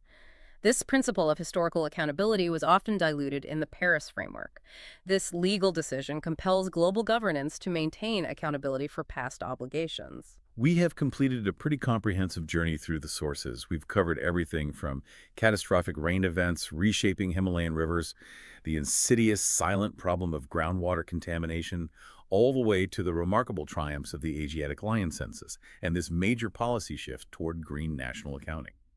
The story of India's environment and geography really is one of intense systemic pressure, whether it's atmospheric, geological, or political, being met by rapid adaptive policy responses and some crucial conservation victories. You see the sheer instability of the geography right alongside impressive human intervention to save species like the Nilgiri tar. But every efficiency gain, every technological leap introduces a new complex trade-off. And that leads us directly to our final provocative thought for you to explore as you consider these sources. We noted the dramatic surge in herbicide use in Indian agriculture. This trend is driven by two powerful, unavoidable economic factors: a severe rural labor shortage and, consequently, rapidly rising rural wages. We saw wages rise significantly from about 326 rupees a day to 447 rupees a day in just a few years. So using herbicides becomes a form of chemical mechanization. It's an economic imperative for many farmers right now. It boosts food security, it drastically cuts cultivation costs, and it makes farming immediately more profitable. But the long-term environmental concern is profound and largely unseen. The potential for weeds to develop herbicide resistance, the disruption and ecological imbalance in vital soil microbial systems, and the concerning possibility of chemical residue appearing higher up in our food chains. So the question remains for you: how do we effectively balance these immediate pressing economic needs, food production and farm efficiency, with the long-term unseen ecological health of the entire agricultural system? What is the true hidden cost of this necessary efficiency? This perpetual balancing act is what defines environmental governance today. And we encourage you to explore the fascinating concepts of keystone species, like the giant tortoise, whose removal dramatically affects the entire ecosystem, and flagship species, like the Asiatic lion, which galvanizes massive public support, and how these roles influence priorities within India's extensive protected area network. Thank you for sharing your sources with us and allowing us to take this deep dive. Always a pleasure. We look forward to seeing what material you bring us next time. Welcome back to the deep dive. So if you're the learner and you're staring at this mountain of a syllabus, you've got geopolitics, constitutional law, Himalayan hydrology. And the latest in biotech all at once. Exactly. Yeah. That just memorizing facts isn't going to cut it. You need everything integrated, analyzed, structured. Right. And if that's you, you are in the exact right place. Yeah. We have pulled together a really high-yield stack of sources, all designed to give you maximum impact for your revision time. And that really is our mission today. We want to move beyond just recalling facts to, true knowledge integration. Because for these high-stakes preparations, you need to understand not just what happened, but why it matters. And more importantly, how you can actually apply that knowledge in a sophisticated argument. Okay, so let's unpack this. We're going to start with some rapid-fire facts. Cement the foundation. Right. Then we're going to shift gears and show you, step by step, how to assemble those little nuggets into these big, comprehensive answers that cover policy, history, ecology, all of it. Let's do it. We'll start where life begins. Water. Specifically, the Ravi River. It's a crucial part of that massive Indus system. So, geographically, where are we talking about? Where does it start? Okay, so the Ravi is fundamental to the entire Punjab region. The key thing to remember is its origin, near the Rohtang Pass up in Himachal Pradesh. Okay, high in the mountains. Very high. From there, it flows northwest, and its real significance in the system is that it's a major eastern tributary of the Chenab River. Which, of course, feeds into the larger Indus system. Exactly. And that immediately puts it right in the middle of the Indus Water Treaty Framework, which is one of the most, surprisingly successful water-sharing agreements in the world. It really is. And beyond just its source, the river has this deep historical and economic role. So what's the deeper context for the listener? Well, the Ravi carves these incredibly deep gorges through Himachal, and then when it hits the plains, it forms a short but historically very active part of the India-Pakistan boundary. Right, around the Jammu region. Precisely. And economically, its water is the absolute lifeline for the Doab tracts in Punjab. We're talking about massive agricultural output here. The source material points to big projects like the Ranjit Sagar Dam, The Thien Dam, yeah. also called the Thien Dam, and the Ujjain multipurpose project. These are critical for harnessing the Ravi for both irrigation and hydropower. So it's not just a river, it's a massive economic asset that needs very careful geopolitical management. From flowing water to fundamental law, Article 21, right to life and personal liberty. This thing is constantly expanding under the courts, isn't it? Oh, absolutely. It's probably the most expansive of all the fundamental rights. Our sources are flagging two very modern interpretations. Oh. First is the right to choose a partner. This is huge. The judiciary invokes it all the time to protect adults from, societal pressure, and especially in the context of so-called honor killings. And the second one? The second is maybe more complicated in our digital age, the Right. fundamental right to reputation. Ah, okay. And the right to reputation immediately brings up a conflict, a clash, with another core freedom. Article 19(1)A, free speech. That's the Constitutional Balancing Act right there. Yeah. You have Article 19(1)A guaranteeing free speech, which is essential for democracy. But It's not absolute. it's not absolute. But- Article 19(2) allows for reasonable restrictions, and one of those is to prevent defamation and protect dignity. And when someone's reputation is attacked online, where things go viral in seconds, that conflict becomes immediate. And the courts have been pretty clear on this. Very clear. They've affirmed that the right to reputation is integral to dignity and therefore is protected under Article 21. And you can see this clash in other areas. The sources mention the misuse of the Ninth Schedule, which we'll get to later. Right. How it can be used to undermine rights like Article 21 by giving laws a free pass from judicial review. It's incredible how that one article, Article 21, connects everything from who you marry to social media policy. It's the bedrock. Okay, let's switch to economics. Social Security, the Unified Pension Scheme, or UPS. What's the one number, the one guarantee you need to have memorized? The absolute core fact is the guarantee. The UPS promises an employee 50% of the average basic pay of the last 12 months. 50% of the average of the last 12 months basic pay. Okay. That's the benchmark. It sounds great for employees. But if we zoom out to the big picture, the GS3 policy level, what kind of tension does a guarantee like that create for the government? The tension is immense. It's the classic public finance dilemma. You have to balance fiscal prudence, keeping the budget in check, against providing real Social Security for your retiring workforce. And a defined benefit scheme is expensive. Extremely. It creates what economists call an unfunded liability. And this liability, it just grows and grows as the population ages. So while it's great for welfare, the cost is intergenerational. If you don't manage it perfectly, it can seriously strain future budgets. A great policy, but only if you can afford it in the long run. Okay, let's jump into modern Indian history. A really critical event in the revolutionary stream. The Chittagong Armory Raid. Give us the who and the when. That was led by Surya Sen, often called Master Da, and it took place in 1930, a hugely significant act of armed resistance. And what was the goal? Was it just about grabbing weapons? It was much more ambitious than that. The strategic goal was to completely isolate the town of Chittagong. They wanted to cut the telegraph and telephone lines, disrupt all communication, and then seize the weapons to arm a revolutionary army. Did they succeed? Partially. They seized the armory but missed the ammunition stores. But the psychological impact was profound. It showed that Indians could, even for a short time, challenge the military might of the British state with coordinated action. It really galvanized the youth in Bengal and stood in stark contrast to the nonviolent methods. And it set a precedent, didn't it? It led to other actions. Directly, it led to the 1932 attack on the European Club, led by Pritilata Waddedar. It cemented Bengal's reputation as a hotbed of revolutionary action. Okay, now a global switch. World history. The Manhattan Project. In simple terms, what was it?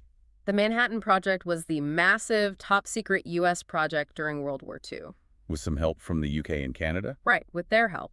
And its single purpose was to develop the first atomic bomb. It's really the event that caps the end of that global conflict. We all have that image of the mushroom cloud in our heads.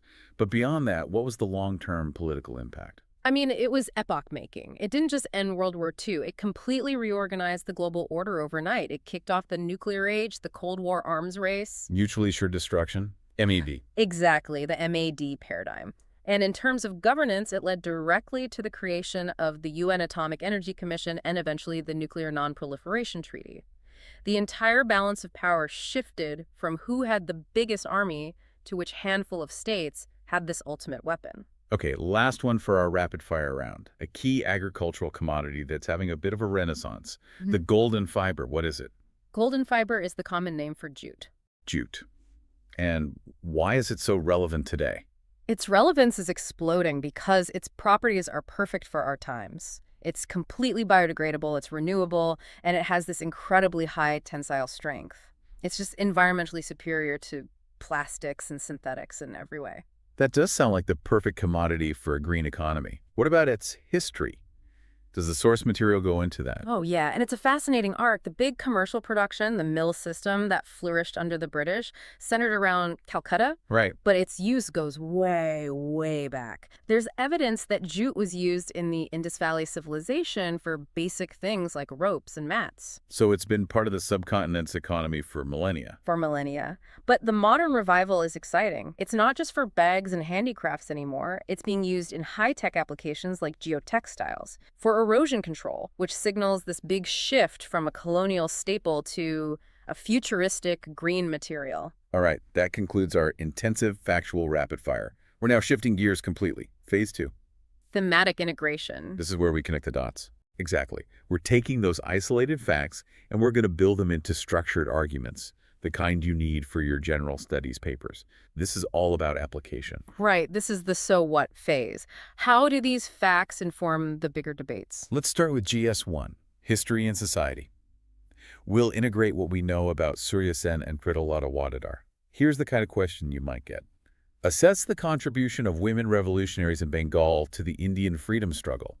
How is their approach different from the Gandhian mass movements? Okay, so to structure this answer, you have to start with the specific armed contributions. Pritilata Waddedar is the prime example. The 1932 attack on the European Club. Yes. And that club was a symbol of British racial superiority. Her attack was a direct militant challenge to that power structure, and her subsequent martyrdom taking cyanide to avoid capture, it made her legend. So that's the key difference in approach right there. Armed assaults versus nonviolence. It's the clearest differentiator. Their approach armed action, covert ops, was fundamentally different from the core Gandhian philosophy of ahimsa and satyagraha. But the story isn't that simple, is it? Isn't it just about militancy? How do we bring in some complexity? Maybe using a figure like Matangini Hazra. Matangini Hazra, or Gandhi Buri, is the perfect figure for that. She's the counterexample, but also the point where these streams converge. How so? Well, she was an illiterate, poor widow from rural Bengal. She shows the struggle wasn't just for the urban, educated elite, and she led a Quit India procession in 1942, a purely Gandhian movement, and was shot dead while holding the flag. So you have these different methods, armed versus nonviolent, but the commitment was spread across the entire social spectrum. Exactly. The methods differed, but the goal was the same. So if the methods were different, what was the single most profound unifying legacy these women left behind? Their legacy is what we should call the dual struggle. They were fighting two battles at once: British imperialism on one hand. And the rigid patriarchy of their own society on the other. Precisely. A society that restricted their education, their movement, their public roles. So whether they chose Pritilata's path or Matangini's, their very presence in the public sphere was an act of social revolution. They were broadening the very definition of freedom. That's the crucial analytical point for a high-scoring answer. Their contributions went beyond politics. They laid the groundwork for the gender justice movements that came later. They proved that women were not just supporters, but indispensable leaders. Okay, let's pivot now to Polity GS2. We touched on Article 21 and the right to reputation. The contemporary question is this. The freedom of speech on social media often conflicts with the right to reputation and dignity. Discuss the need for a statutory framework versus self-regulation. Right. The starting point for this discussion is that core constitutional conflict. Article 19(1)A gives you free speech, but 19(2) allows for reasonable restrictions to protect reputation. And social media just throws gasoline on that fire. It completely changes the game because it's defined by three things: speed, virality, and anonymity. A lie can circle the globe before the truth has its boots on. A reputation can be destroyed irrevocably before the victim even knows what's happened. And that speed and anonymity, that's what defeats self-regulation, right? Why can't the platforms just handle this themselves? Well, self-regulation often fails because it just doesn't have teeth. And it's slow. A platform might take down content, but it could be days later, long after the damage is done. And more importantly, self-regulation struggles with anonymous or offshore bad actors. The penalties are weak, maybe a temporary account suspension. There's no real deterrence. So given that failure, what would a statutory framework, a legal backing need to include to actually be effective? It has to go beyond just guidelines. First, you need proportionate penalties, real deterrence like serious fines or legal accountability. Second, it has to have explicit provisions to protect vulnerable groups. Children from cyberbullying, women from online harassment and threats, minorities or persons with disabilities from targeted hate speech. And what about the whole influencer economy, the commercialization of speech? That's the third critical element. When people are profiting from their speech, they have an added responsibility. The framework needs rules on disclosures, on factual integrity, and liability for defamatory sponsored content. So the consensus is that self-regulation is not enough on its own. Not without statutory backing. You need compliance checks, legal duties, and real enforcement to protect the rights in Article 21 from the unique dangers of the digital world. Okay, a huge shift now. General Studies 3. Disaster management. Here's a very controversial statement you might have to evaluate. Recurring landslides in the Western Ghats are a man-made disaster. Critically evaluate this statement. To evaluate that, you have to start with the science of the trigger, which is often a cloudburst. Right, so what is a cloudburst, technically? It's a natural but catastrophic weather event. It's all about powerful convective systems. You get these strong rising air currents updrafts that hold enormous amounts of moisture up in the air. And then they just collapse. They collapse. The updraft can't hold the weight anymore, and the entire volume of water condenses and falls as torrential rain over a tiny area, maybe 10 to 30 square kilometers. The key is the intensity. Over 100 millimeters of rain in an hour. And because it's so localized and so fast, there's no warning. No time to get out. Exactly. So if the mechanism is natural, where does climate change fit in? Is it an accelerator? It is absolutely an accelerator. The science is simple. For every 1 degree Celsius the atmosphere warms, it can hold about 7% more water vapor. So the atmosphere is super saturated, just waiting for a trigger. It's providing more fuel for these intense events. It's why we're seeing more and more of these cloudbursts in places like Uttarakhand and Himachal. The events are natural, but their frequency and intensity are clear symptoms of the climate emergency. Okay, so that brings us back to the man-made part of the question. If the cloudburst is a natural event, where does the human blame lie in turning it into a disaster? The human blame lies squarely in creating vulnerability and being unprepared. We don't cause the cloudburst, but we make the landscape incredibly fragile. How? What are the specific factors? Well, first, unregulated construction on steep, unstable slopes. Second, huge hydropower projects that involve blasting and tunneling, which destabilizes the rock. And third, just poor road engineering that ignores natural drainage patterns. So when the cloudburst hits, all of our poorly planned infrastructure just gives way. It collapses, maximizing the loss of life and property. So the critical evaluation is that the trigger is natural, but the scale of the disaster is overwhelmingly man-made. So what's the path to mitigation? Is it all about better forecasting? Forecasting is part of it, but it's really difficult because of the small scale and short duration of these events. Many hilly areas just don't have the Doppler radar networks you'd need. So the policy has to shift. It has to shift towards localized, resilient planning, strict land use policies, proper drainage, bioengineering to stabilize slopes, and critically, community-based preparedness. The locals are always the first responders. That makes perfect sense. Okay, that really highlights the failure point between nature and policy. Let's shift our focus now to some of the fundamental structures of governance. We have to start with a constitutional heavy hitter, the Ninth Schedule. The Ninth Schedule, it's one of the biggest friction points in the Constitution, often called the shield and the sword. Its origin was noble, though, right? Absolutely. It came from the First Amendment in 1951, and the whole point was to protect essential land reform laws from being challenged in court, especially when the right to property was a fundamental right. It was meant to help achieve social justice. A shield for social justice. But it quickly became controversial. Where did the legislative overreach part come in? The conflict started when governments began using it to shield laws that had nothing to do with agrarian reform. By the early 2000s, it had over 284 laws stuffed into it. Like what? What's a key example? The most famous examples are state reservation laws that breach the 50% cap set by the judiciary. The idea was to put them in the Ninth Schedule to make them immune from judicial review, even if they violated fundamental rights like equality. Which is a direct challenge to the power of the judiciary. A huge challenge. It essentially erodes the power of judicial review, which is a core part of the Constitution's basic structure.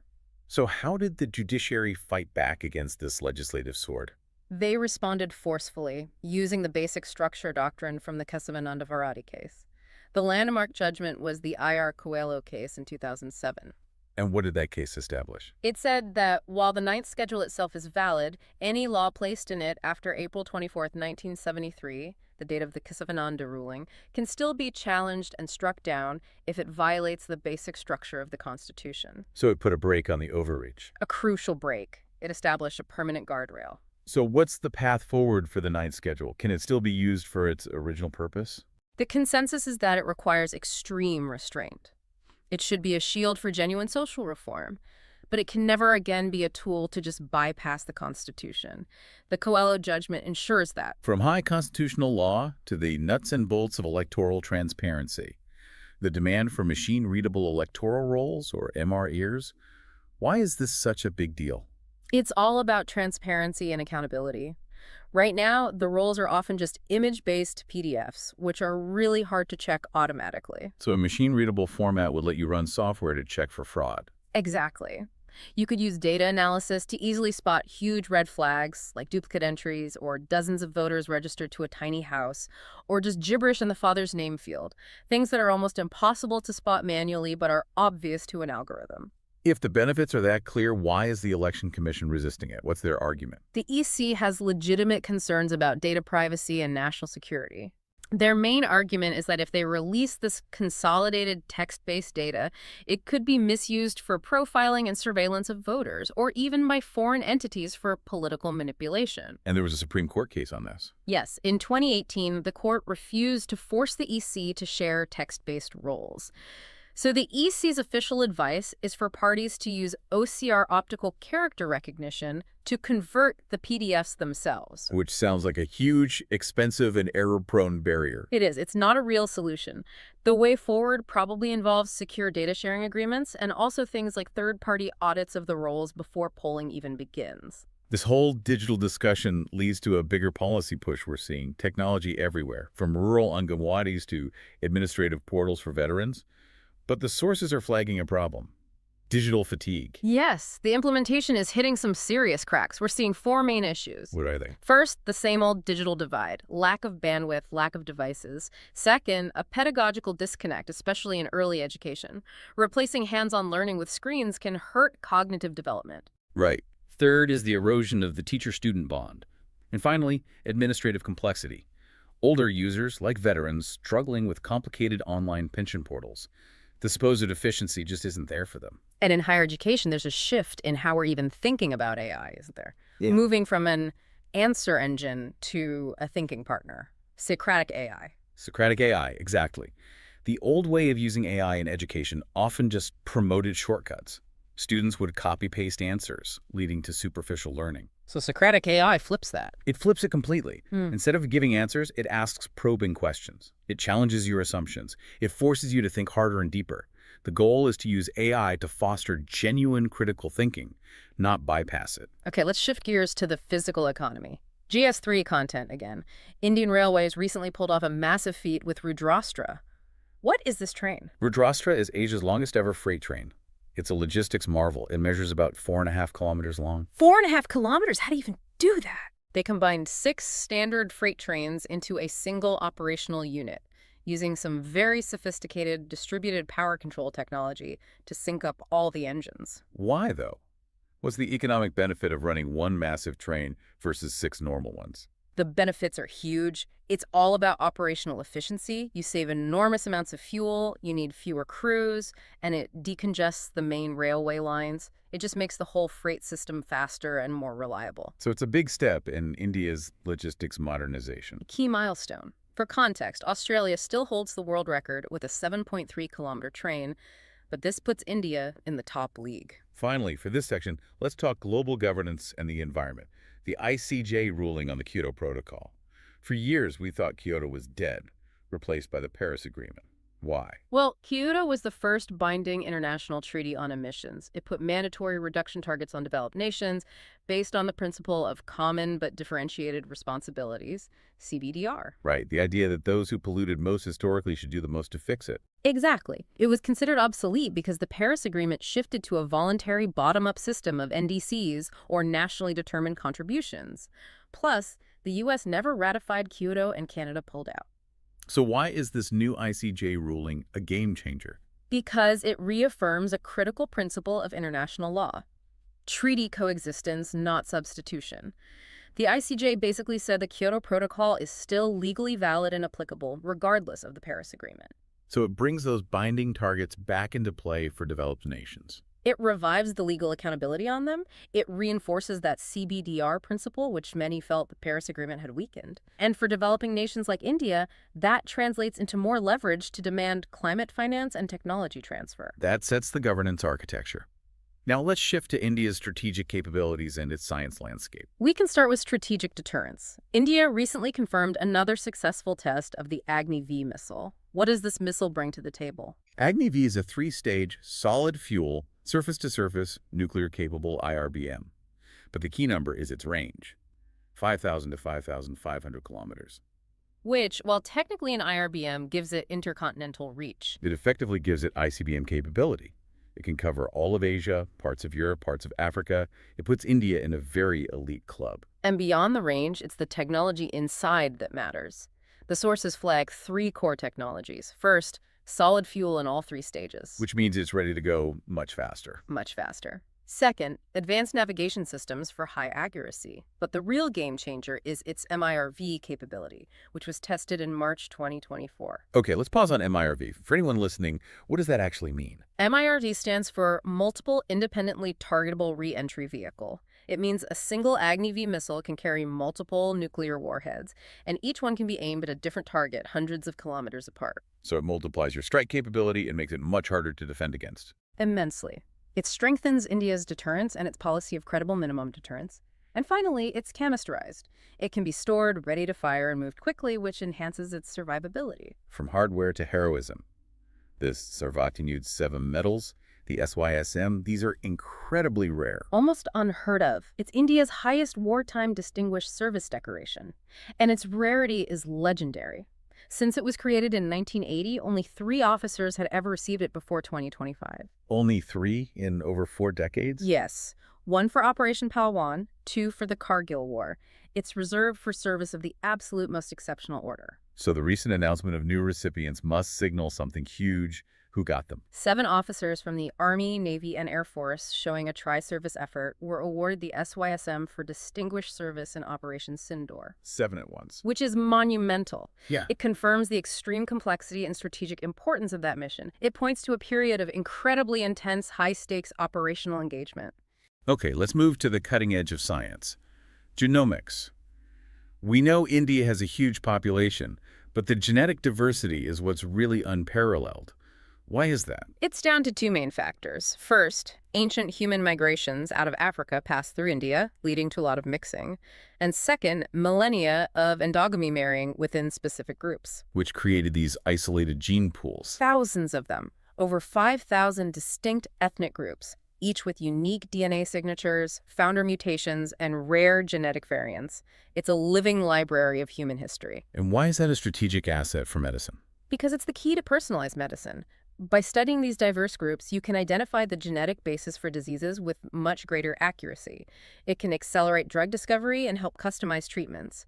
The source argues that building a national biobank is essential to position India as a global leader in genomics. Which connects directly to the bigger bioeconomy push, the new National Biofoundry Network. What's the goal here? The ambition is massive. A $300 billion bioeconomy by 2030. The network, which connects 6 top institutions, is designed to be a high-speed ecosystem for advanced biomanufacturing. So it's about taking research from the lab to the market faster. And doing it domestically. The goal is to translate research in gene editing, precision health, and climate-smart agriculture into real products right here, reducing our reliance on foreign supply chains. And let's end with a clear success story. Conservation. The 16th Lion Population Estimation Report. What's the headline number? The news is remarkable. The Asiatic lion population has risen to 891. That's a massive 32.2% increase just since 2020. A huge conservation win. That's a stunning increase. Yeah. But are there other indicators that the population is healthy, not just bigger? Yes, the demographics are strong. The number of adult females is up by almost 27%, which is the best indicator of future reproductive potential. And are they expanding their territory? They are. The report noted lions in new wildlife corridors, and their overall range has expanded by nearly 60% over the last decade. It reduces risk from disease and confirms the Asiatic lion as a global conservation success story for India. That brings us to the end of our August 2025 UPSC Masterclass. We covered everything from the constitutional shield of the Ninth Schedule and the difficult legal balance between free speech and the right to reputation, to the strategic capabilities of the Agni-V missile and the revolutionary heritage of Bengali women. We hope this series has simplified your revision. If you want to support this channel and ensure we keep producing such high-quality content for the UPSC community, please click the Join button below. Your contribution makes a huge difference. Thank you to our paid members for your continued trust. To all aspirants, please like, subscribe, and comment below. Which static topic from August do you find most challenging? We will cover it in our next deep dive. This is Simplified UPSC by PPP. Dream big, work hard, and see you in the next briefing. Jai Hind. Before we sign off completely, let's just leave you with one final thought to mull over, connecting all these complex governance dots we talked about today. We've seen these pressure points emerge, both internally and externally. On one hand, the ICJ ruling revived the binding nature of the Kyoto Protocol, pushing nations toward external accountability on climate. Right. But then internally, you have things like the Ninth Schedule, which shows this persistent political drive for unfettered national legislative autonomy, often challenging the judiciary's power. So it's two sides of the same coin. Yeah. Sovereignty. Exactly. The core tension that's going to define the next decade of governance is this. How will nations reconcile the growing need for global, legally binding accountability in areas like climate and digital governance with that persistent political drive for total national autonomy? That is a fundamental structural friction. It is, and understanding that friction will give you the edge in your analysis. A profound thought to end on. Remember, we've only just scratched the surface of knowledge. Go forth and keep learning. We'll see you next time on The Deep Dive.